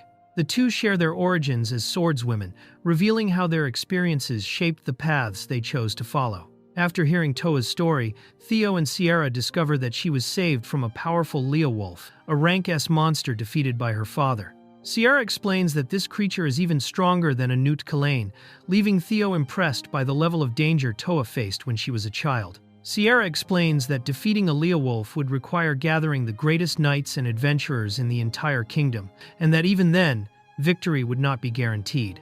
Intrigued, Theo asks whether anyone has ever faced a rank S monster, and she answers that she believes one of the Knights of the White King once accomplished such a feat in the past, suggesting that Reinhardt may know more about the subject. Sierra explains that rank S missions exist for defeating monsters of that level, but that they usually take place in very distant regions, since the kingdom where they live is relatively peaceful. She also reveals that monster classification depends on each creature's individual strength, meaning that monsters of the same species can vary between rank A, rank S, or even higher levels. During the conversation, Theo asks how the guild would classify an absurdly powerful monster, such as a supposed level 500 mimic. Sierra explains that the official classification only goes up to rank SSS, and that any creature above that limit would be considered infinite tier, an unofficial category used for monsters whose true strength still cannot be measured or identified. Theo continues asking about the existence of extremely powerful monsters, such as a hypothetical level 500 mimic. Sierra explains that the infinite tier category exists only to classify creatures whose strength cannot yet be measured, and believes that if monsters of that level truly existed, no one would survive an encounter with them. Because of that, their existence would remain unknown and could never be confirmed. While reflecting on the strange dungeon and the information he might have obtained from Xiaon before his death, Theo continues his swordsmanship training. By the end of the day, Toa, tired of merely watching, decides to join the training alongside him and Sierra. Masamune unexpectedly awakens inside an ancient ruined shrine and realizes he is no longer in the place where he had fallen asleep. As he looks around and tries to understand what happened, he concludes that he has died and begins reflecting on his new situation. When he tries to leave the shrine, Masamune is suddenly confronted by an elf who seems to know him. Without offering any explanation, the elf stops him from leaving and invites him to follow him so they can talk. Masamune follows the elf to an old structure within the shrine, where he finds a man who appears to have been waiting for his arrival. Upon seeing him, the stranger greets him as if they were already acquainted and confirms that he has finally arrived. The stranger reveals that he is the one responsible for bringing Masamune to that place. He then changes his appearance, assuming a dark and ominous form, allowing Masamune to recognize his true identity the moment he hears his voice. The elf reveals the true identity of the mysterious figure, explaining that he is an old companion named Xiaon. After the reunion, the two confirm the information, while Xiaon ends the subject and asks to move the conversation forward. Masamune demands answers about his situation, and the stranger reveals that the entity known as the God of Vengeance is the one who brought him there. He then explains that the shrine serves as a prison for both of them, leaving Masamune even more confused about the reality he now finds himself in. The stranger explains that only Masamune's soul was brought to the shrine, while his real body remains asleep somewhere else.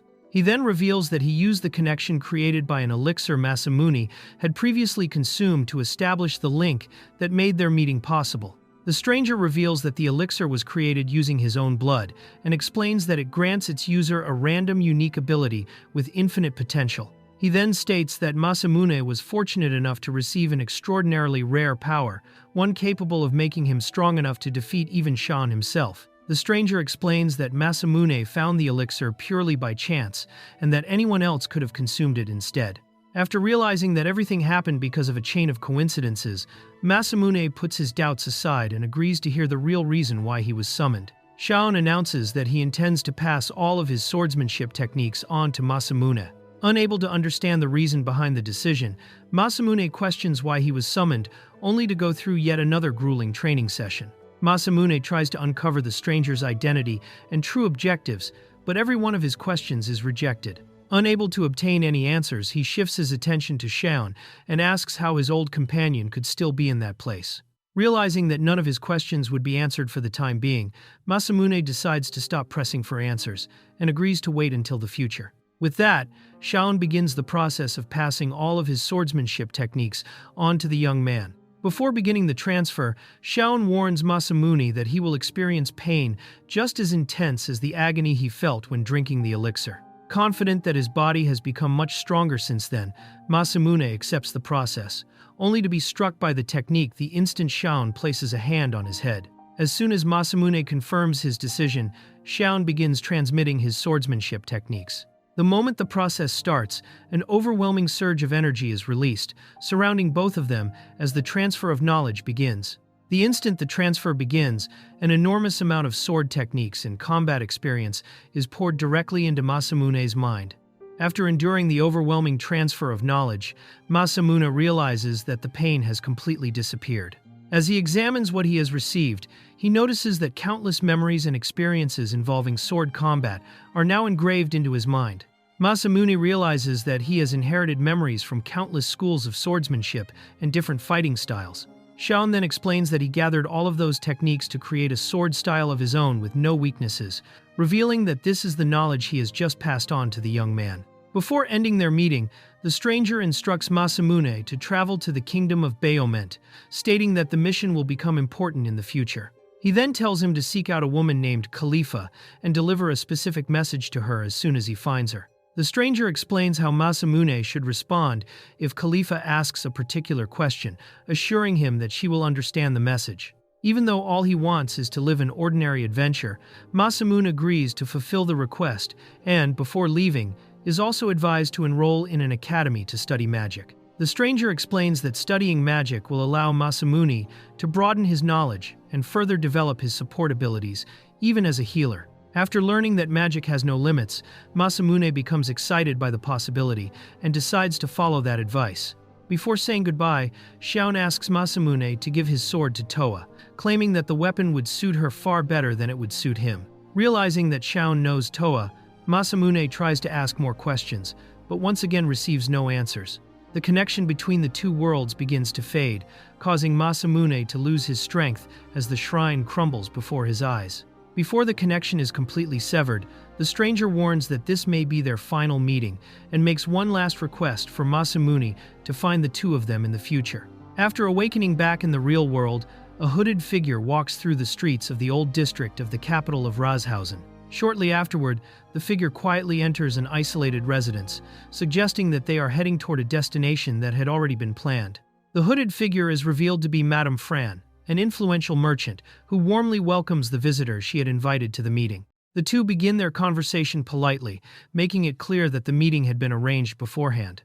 Madame Fran introduces her assistant, Yun Yi, to the visitor and begins the meeting in a relaxed manner. Despite the friendly reception, it quickly becomes clear that Yun Yi maintains a cold and reserved attitude throughout the entire conversation.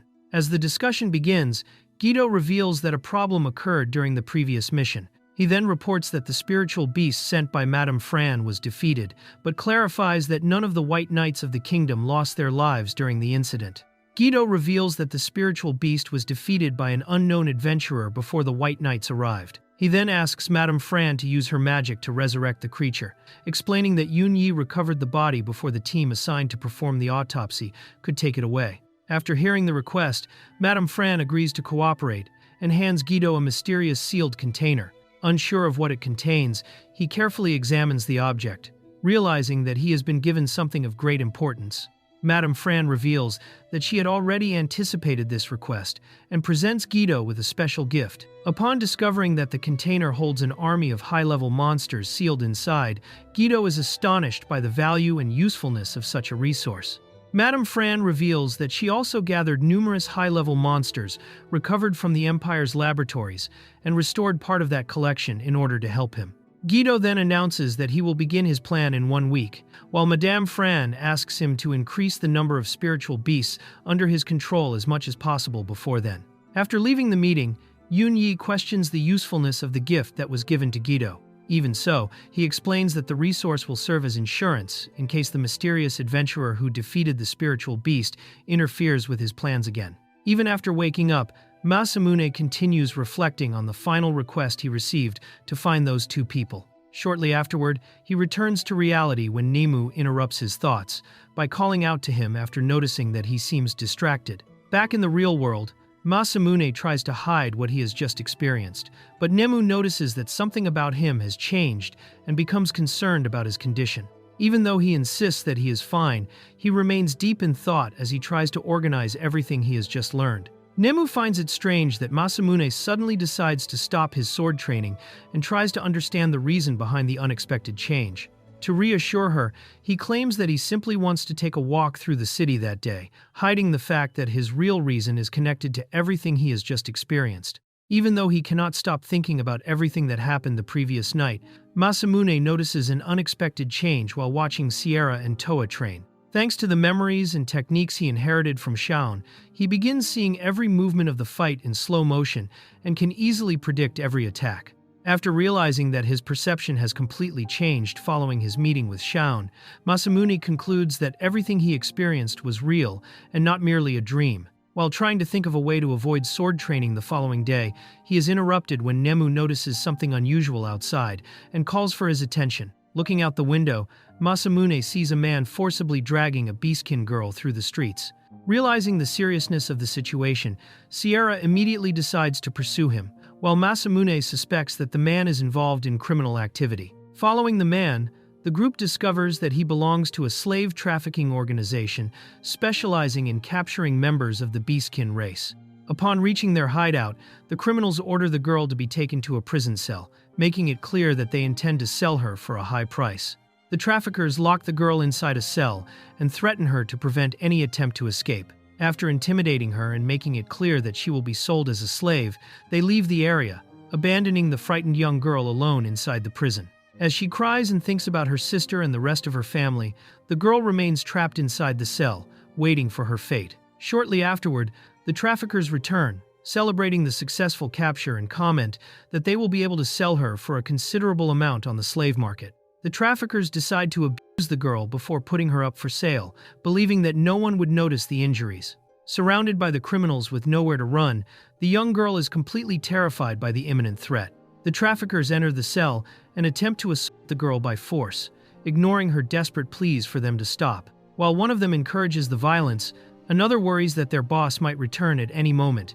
Before the traffickers can continue the assault, a powerful explosion destroys part of the hideout and abruptly interrupts their actions. Shocked by the sudden attack, they turn toward the source of the destruction, while the girl realizes that someone has come to rescue her. Masamune storms into the hideout and surprises the girl by appearing directly in front of her. After quickly assessing the situation, he decides to simply incapacitate the traffickers, believing that Sierra can handle everything else. Masamune opens the cell and reassures the girl, explaining that he has come to rescue her. He then extends his hand, promises that she will not be harmed, and invites her to leave the place safely. After being freed, the girl approaches Masamune and, upon learning his name, gathers the courage to introduce herself as Nemu. Meanwhile, Sierra and Nemu arrive at the location and find the two of them together, relieved to see that the rescue has been successful. After introducing themselves, Sierra tries to find out where Nemu should return. The girl explains that she lives with her sister in an orphanage run by a church, leading the group to conclude that they need to escort her safely back there. The group escorts Nemu back to the orphanage where she lives, a large building run by the church. The moment she enters, the girl immediately runs off to look for her sister, believing she has finally returned home safely. Upon reuniting with her sister, Nemu rushes into her arms and explains that she had been kidnapped but was rescued by Masamune. The nun then sincerely thanks the group for bringing the girl back safely. Nemu's sister expresses her heartfelt gratitude for the rescue and explains that the girl was captured by slave traffickers after leaving alone to visit a friend. The revelation surprises everyone, as the capital was considered a safe place, even for members of the beastkin race. Nemu's sister reveals that slave trafficking and kidnappings are forbidden in Razhausen, but admits that such crimes still continue to occur in secret. Hearing this, the group realizes that a criminal organization is still operating in the shadows of the capital.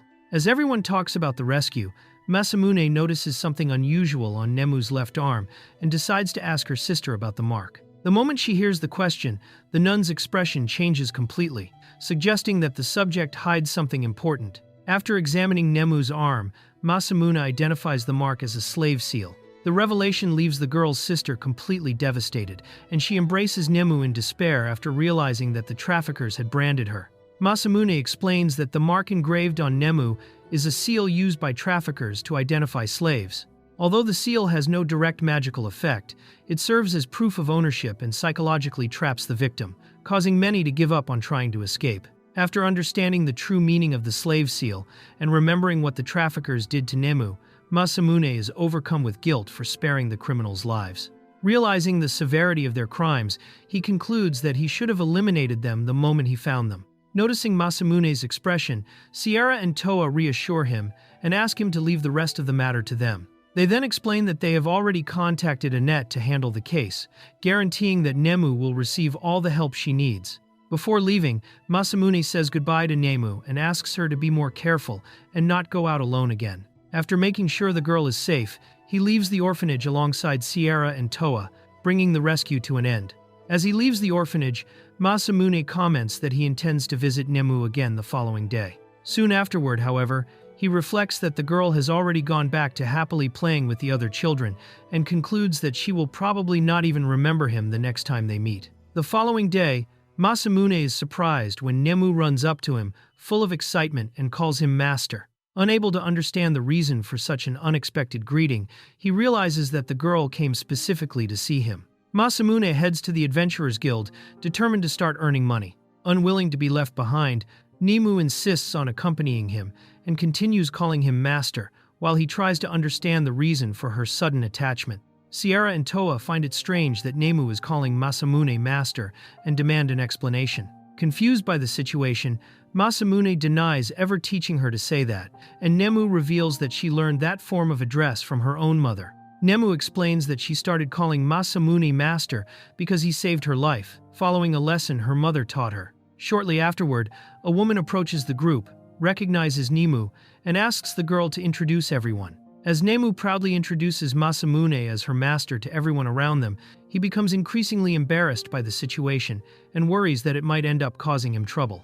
Even so, the woman explains that there is a reason for the girl's behavior and decides to clarify the situation. The shop owner thanks Masamune and the group for saving Nemu and reveals that she has always cared for the girl, as if she were her own daughter. She then laments that danger came so close to her and admits that she would have liked to personally punish those who tried to harm the girl. The woman explains that Nemu has chosen Masamune as her master and asks him not to betray the girl's trust. She then warns that she will hold him responsible if anything ever happens to Nemu, leaving Masamune completely speechless. At that moment, Sierra arrives, saying that she has been looking for him. Edward appears before the group disguised to conceal his true identity as one of the kingdom's white knights. After meeting Masamune, Sierra, and Nemu, he realizes who his companions are and becomes interested after hearing the rumors surrounding the young adventurer. Edward finally reveals his true identity as one of the kingdom's white knights and explains that he had been using a disguise. He then asks why Sierra had been looking for him and hands over a letter sent by Reinhardt, immediately sparking the group's curiosity. Edward reveals that he received a direct request from the king to deal with an emergency involving a basilisk that appeared in the city of Vic.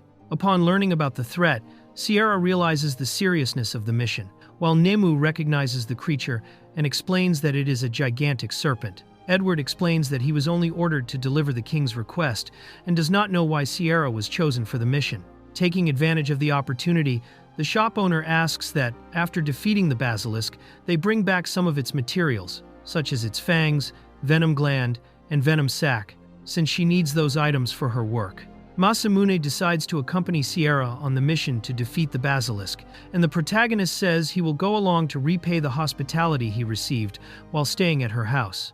The shop owner then suggests that they take Nemu with them on the journey, leaving the protagonist surprised since she is still just a child. The protagonist explains that they will be facing a monster and tries to convince Nemu to stay behind, but the girl insists that she wants to help him. The shop owner reveals that, despite her appearance, Nemu is an exceptionally skilled healer and is even more capable than he is in that specialty. After hearing this, the protagonist agrees to take her along, asking only that it be just this once.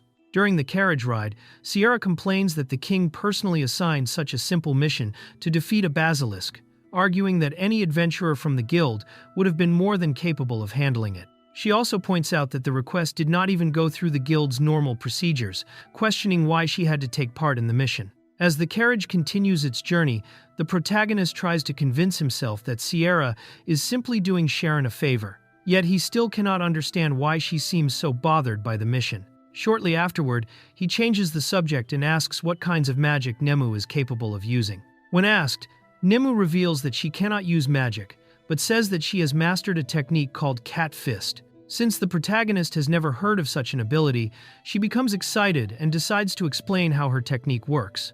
Nemu enthusiastically begins explaining her technique, but quickly loses track of her own explanation, making it obvious that she does not really know how to describe it herself. Seeing this, the protagonist remains silent, while Sierra and Toa simply watch the girl without knowing how to react. Sierra explains that Cat Fist is a traditional martial art passed down among the catfolk, and that every beastkin race has its own unique fighting style. Upon learning that Nemu cannot use magic, the protagonist is surprised, but Sierra comments that, because she possesses the Cat Mage class, she will most likely be able to learn magic in the future. Sierra explains that Cat Mage is an exclusive class, belonging only to the catfolk, and is also an innate high-level class.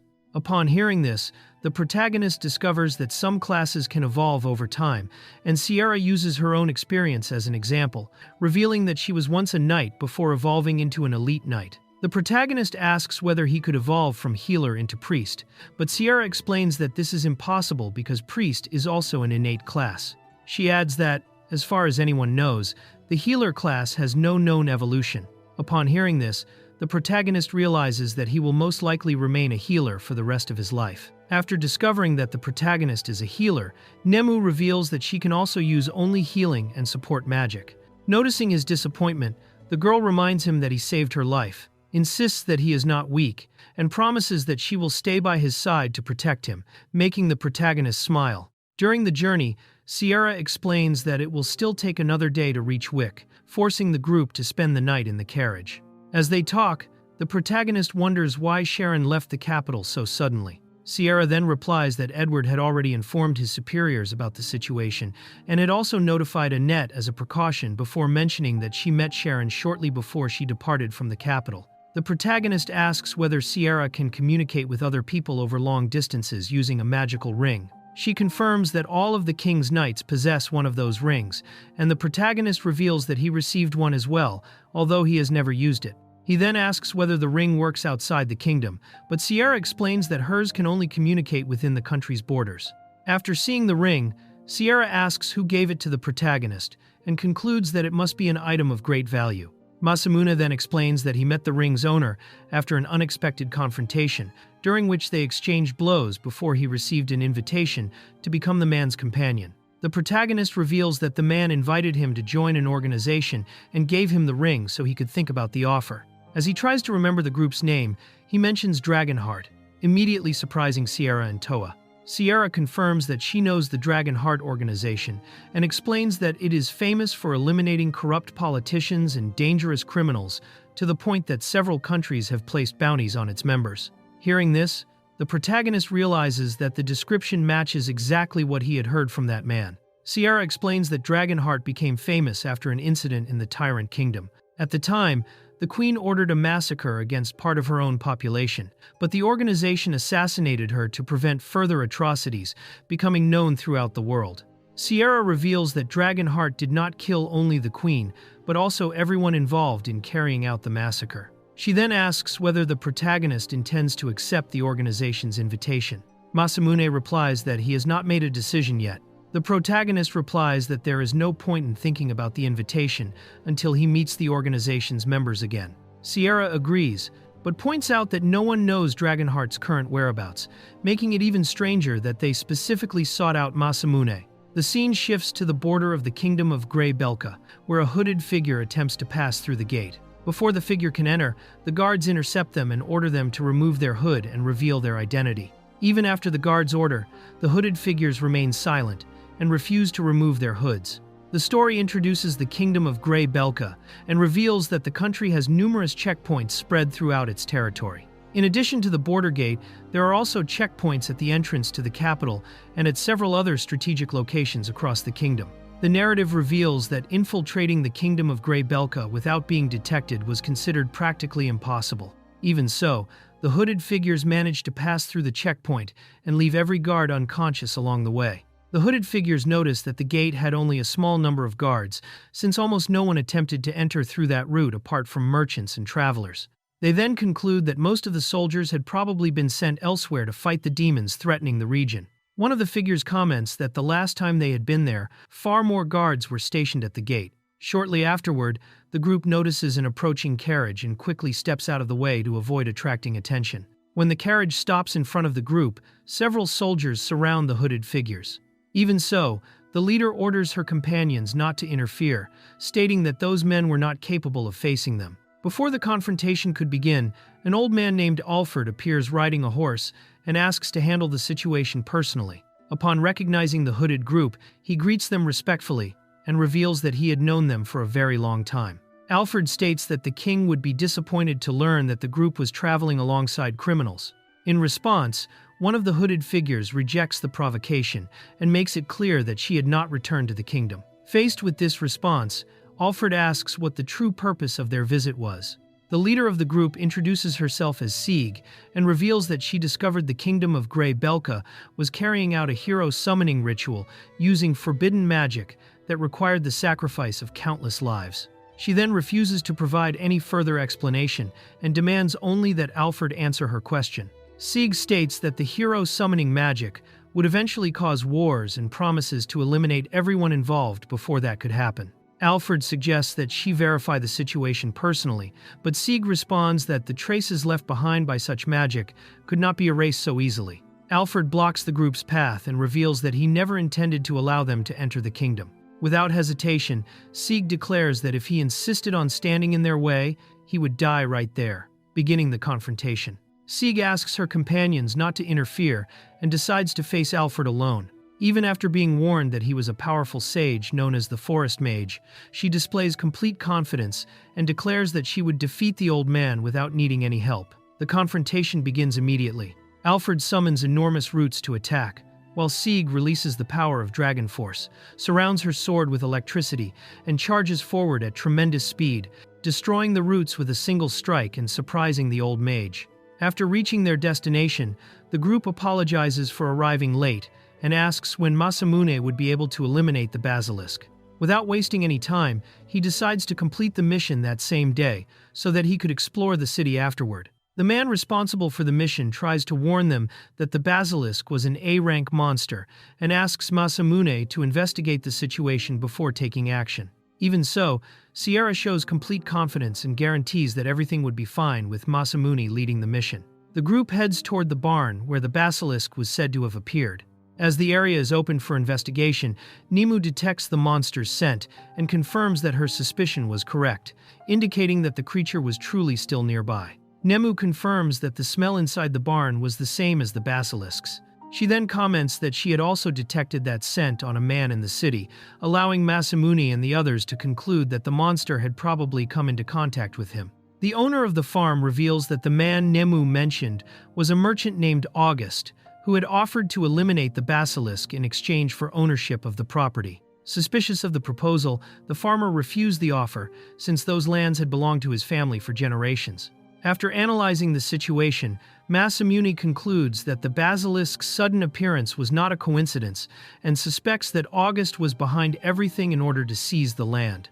The farmer struggles to believe it, while Masamune praises Nemu for identifying the monster's scent, something they never would have noticed on their own. Masamune suggests capturing the basilisk alive and returning it to the forest, since the creature had probably been lured to the farm. Upon entering the barn to investigate, he finds the monster hiding inside the building. After detecting the scent, Masamune realizes that there were 3 basilisks hidden inside the barn rather than just one. The discovery surprises everyone, since the mission reward had been calculated for a single creature, making the situation far more dangerous. The farmer admits that he had lied, and reveals that he knew from the beginning that there were 3 basilisks inside the barn. He explains that he hid the truth because August demanded to see the mission request, and he feared that the adventurers would kill the monsters if they discovered their true number, causing an extreme reaction from the people living in the region. After confirming that the basilisks would die if they were decapitated, Masamune changes the plan and decides to eliminate all 3 creatures. He then asks everyone to keep their distance, stating that he would handle everything alone. Despite being only a healer, Masamune decides to face the 3 basilisks with his sword. He reassures Nemu, explains that he needed to kill them in that manner to preserve the monster's materials, and proceeds into battle by himself. Masamune enters the barn and finds the 3 basilisks waiting for him. After selecting a technique capable of defeating all of them at once, he bursts forward at tremendous speed and executes a single strike, instantly decapitating the 3 creatures. After instantly defeating the 3 basilisks, Masamune asks Sierra to collect the materials requested by Sharon. While everyone is still trying to understand what had happened, he examines the monsters' bodies and concludes that the basilisks had been raised in captivity because they were unusually docile. Immediately after the basilisks are defeated, August appears in a fury and reveals that the creatures belong to him. The farmer accuses him of being behind the entire scheme, while Masamune directly confronts him and asks what connection he had to Boreas. Upon discovering that the basilisks had been killed, August becomes desperate and demands an explanation. At that moment, a warrior appears beside him, and reveals that Boreas was the one who had sent those adventurers, making it clear that he intended to execute Masamune immediately. After observing Masamune, the warrior realizes that he was not the one responsible for killing the basilisks. He then turns his attention towards Sierra and concludes that she was the one who had eliminated the creatures, treating her as the true culprit. The warrior notices that Sierra also possessed a great amount of magical power and decides to capture all three adventurers to avenge the deaths of the basilisks. Meanwhile, August accuses Boreas of being responsible for everything, claiming that he should have accepted his proposal to sell the land. August reveals that he wanted to take possession of the land in order to build an enormous mansion and live in luxury in the city of Wick. After hearing his justification, Boreas looks down on his ambition and considers his objective completely petty. August threatens Boreas for ruining his plans and claims that he would have purchased the land if the farmer had agreed to sell it. At the same time, he negotiates with the warrior and promises to pay twice the reward if he manages to eliminate Masamune and his companions.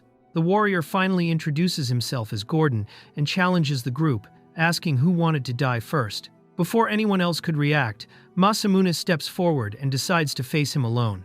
Gordon mocks Masamune and also invites Toa to fight beside him. To everyone's surprise, Toa accepts the challenge and prepares to face the warrior together with Masamune. Toa and Sierra draw their swords to assist Masamune, but he asks both of them to remain out of the fight. Upon realizing that he would be facing nothing more than a healer, Gordon shows complete contempt for the confrontation.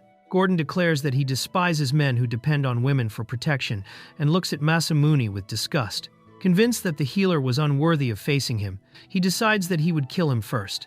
Despite Masamune's request, Toa and Sierra charge forward first and attack Gordon in perfect synchronization. The warrior easily blocks both strikes at the same time and stares at the two women with a smile, showing that he was still not taking the fight seriously. Gordon sends the two swordswomen flying back, using nothing more than brute strength, and praises their determination. He then launches a counterattack, determined to continue fighting until he was completely satisfied. Toa manages to block one of Gordon's attacks for a brief moment, surprising the warrior with her ability. Even while praising the swordswoman, he makes it clear that the difference in strength between them was still enormous. Toa realizes that Gordon was lying and concludes that he was not a true White King's knight. Meanwhile, Gordon states that he only needed a small confirmation in order to discover the truth about Boreas's identity. Gordon states that a king living in peaceful times would never send an ordinary adventurer to help an old friend in danger. Even though she disagrees with his conclusion, Toa launches another attack, determined to prove that his deduction was wrong. Toa continues pressuring Gordon and even exposes his lies during the battle. Despite avoiding her attacks, the warrior finally admits that she truly was a White King's knight and launches an even more ferocious assault. Toa uses lightning magic to create an opening and, taking advantage of the opportunity, leaves the rest of the fight to Sierra. Angered after being cornered, Gordon releases his aura and prepares to attack with even greater strength. Cornered, Gordon activates the Berserk ability, releasing all of his power to drastically increase his strength and enter a battle without any restraints. Upon seeing Gordon release a dark power, Sierra recognizes that he had used dark attribute magic and becomes concerned. Gordon declares that the same technique would not work a second time and charges forward to counterattack with all of his strength. After activating his transformation, Gordon claims that he had become practically invincible and confidently mocks his opponents. While Masamune recognizes the danger of that magic, Gordon orders him not to interfere, saying that he was still enjoying his fight against the two swordswomen. Ignoring Toa's warning, Sierra goes on the offensive and charges directly toward Gordon. However, before she can reach him, the warrior immediately reacts and unleashes a powerful counterattack. Gordon's attack heads directly toward Sierra, leaving Toa without enough time to react. Convinced that the strike could not be avoided, the warrior smiles as he prepares to hit his opponent. Sierra narrowly escapes the attack, but Gordon reveals that his transformation made him immune to both physical attacks and magic. Convinced of his superiority, he chooses Sierra as his next target and charges forward to bring the battle to an end. Sierra combines her swordsmanship with lightning magic to increase the speed of her strike and surprises Gordon by managing to break through his defenses. Taking advantage of the opening, she continues the offensive with a rapid sequence of electrified attacks. Sierra continues her combination of lightning-covered strikes and finally manages to injure Gordon. Surprised that his defenses had been overcome, the warrior staggers, while the swordswoman uses the opening to maintain the pressure. After defeating Gordon, Sierra thanks Boreas for allowing her to stay at his home and says that this was her way of repaying the favor. However, before everyone could relax, the warrior rises once again, leaving Toa and Sierra completely shocked when they realize that he was still capable of continuing the fight. Gordon reveals that his ability did not grant him true invincibility, but instead provided him with powerful regenerative magic. He then creates a cursed spear and prepares to use his most dangerous technique against the two swordswomen. The moment Gordon throws his cursed spear, Masamune appears in front of the two swordswomen and instantly blocks the attack. He then sends the technique back toward Gordon himself and even asks August whether he would also like to meet the same fate, leaving everyone completely stunned. Masamune leaves the decision in Boreas's hands, and the farmer stares at August while the merchant desperately begs for his life. Afraid of dying, he promises that he would never again attempt to seize those lands by force. Boreas refuses to sell the lands inherited from his ancestors to someone motivated only by greed. Instead of demanding revenge, he agrees to spare August on the condition that he never again attempt to take the property, causing the merchant to apologize and accept the agreement. With the mission completed, Boreas thanks the group for their help and hands them a bag to carry the materials collected from the basilisk. He then explains that he was unable to provide a greater reward beyond the amount promised in the guild request. Boreas also offers them meat from the cattle he raised as another form of gratitude, but the group accepts only the reward that had already been agreed upon. Before saying goodbye, he promises to continue taking care of the farm that everyone had helped protect. Before parting ways, Boreas once again thanks everyone for their assistance. On the way back, Sierra praises Masamune's swordsmanship and comments that his movements resembled those of a true swordmaster, making her curious about where he had learned to fight. Masamune explains that he had mastered that sword technique a long time ago, but says that its origins were difficult to explain. Without pressing the matter any further, Sierra tells him that she trusted him, and the group decides to spend the rest of the day exploring the city. Masamune replies that he had known that sword technique for a very long time, but says that he could not explain where it came from. Without insisting on an answer, Sierra states that she trusted him, and the group decides to put the subject aside so they could walk around and shop throughout the city. The group arrives in the city to do some shopping while walking through the busy streets. While exploring the city's shops, Nemu finds a necklace with a crystal that catches her attention. The seller explains that the jewelry was made with a rare crystal from Parstella, a country that no longer existed. After examining the accessory, Masamune immediately recognizes the stone's origin and reveals that the crystal reacts to the magical power of its wearer, changing color the longer it remains in use. The seller explains that, besides changing color, the crystal's purity also changes depending on the quality of the magical power possessed by the person wearing it. He then mentions an old rumor among merchants about a similar crystal that supposedly belonged to a great mage and was now being sold on the black market. Interested in the jewelry, Masamune decides to buy 3 necklaces, and the seller informs him that each one costs 3,000 rions. Nemu thanks him for the gift and places the necklace around her neck with a bright smile. Shortly afterward, she calls Masamune over to show him that she was already wearing the accessory, and he simply asks her to take good care of it. Toa then approaches and asks Masamune to put the necklace on her as well. Feeling awkward, he accepts her request and fastens the necklace around her neck. After fastening the necklace around Toa's neck, Masamune becomes embarrassed when the two of them end up standing face to face, and she thanks him with a smile. Not knowing how to react, he gives an awkward response, and, in an attempt to hide his embarrassment, offers to put Sierra's necklace on as well. The swordswoman immediately refuses, saying that she could do it herself, while the group continues walking through the city.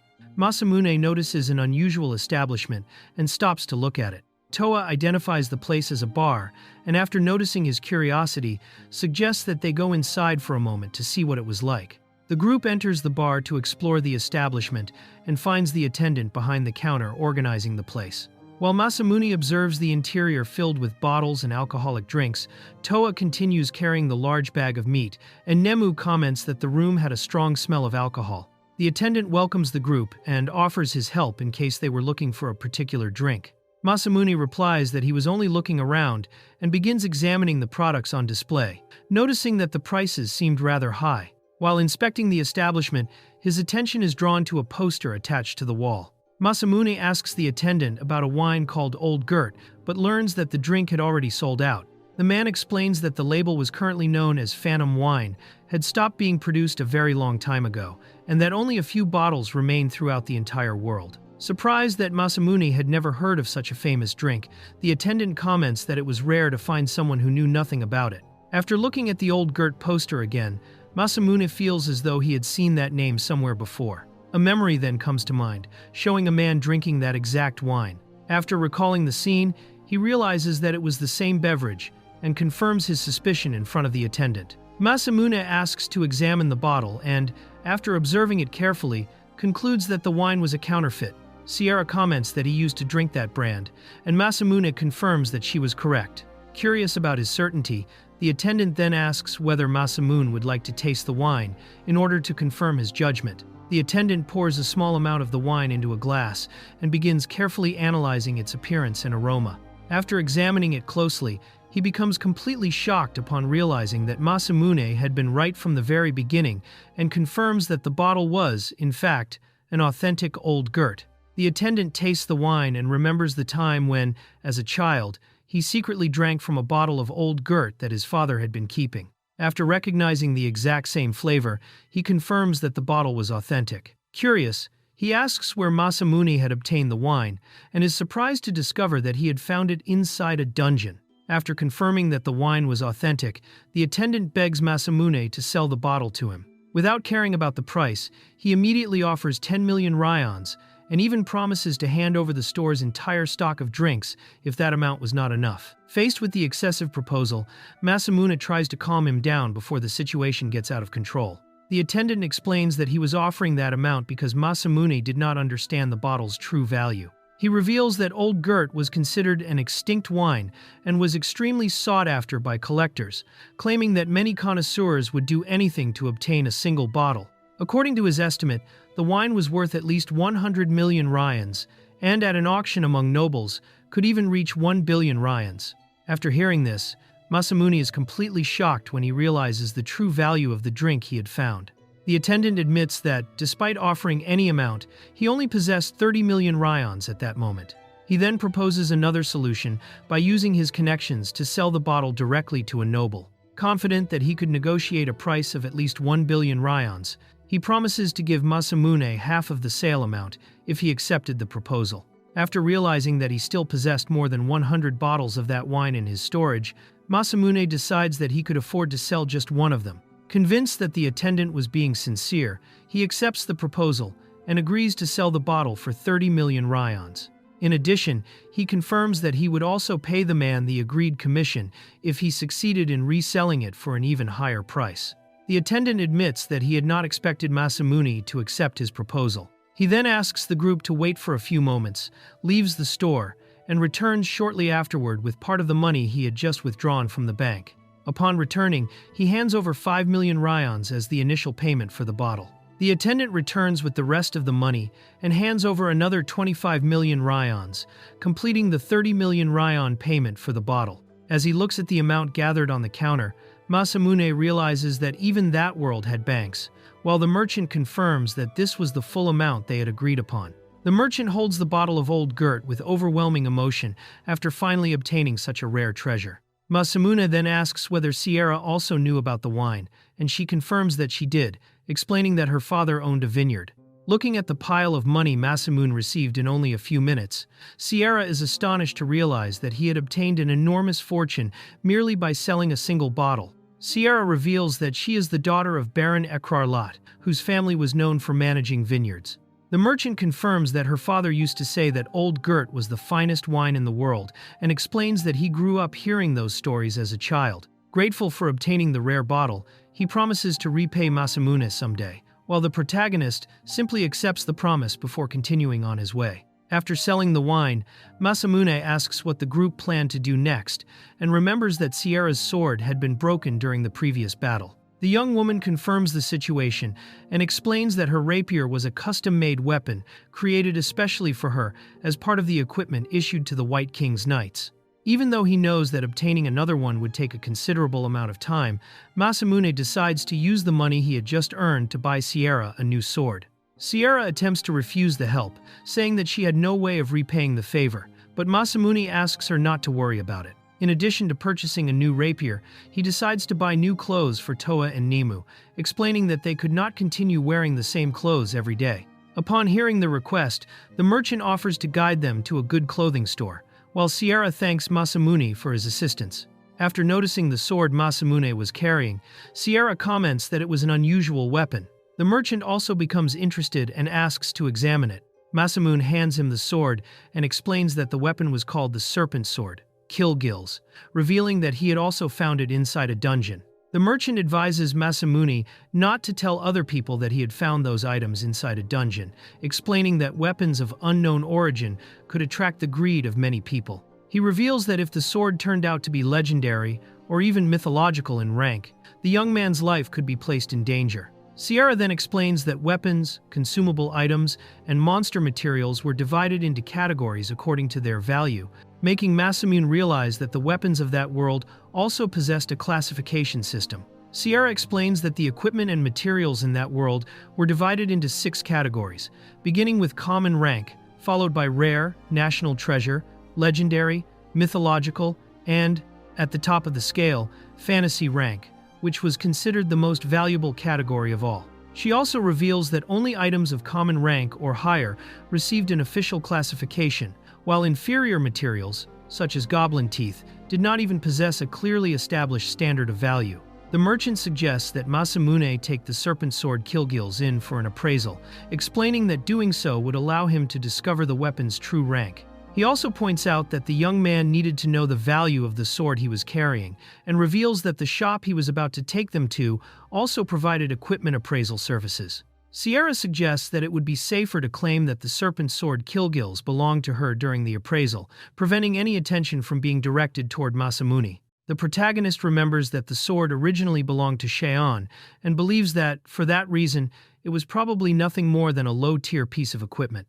Even so, he decides to seize the opportunity to uncover the weapon's true rank and agrees to follow the merchant to the appraisal shop.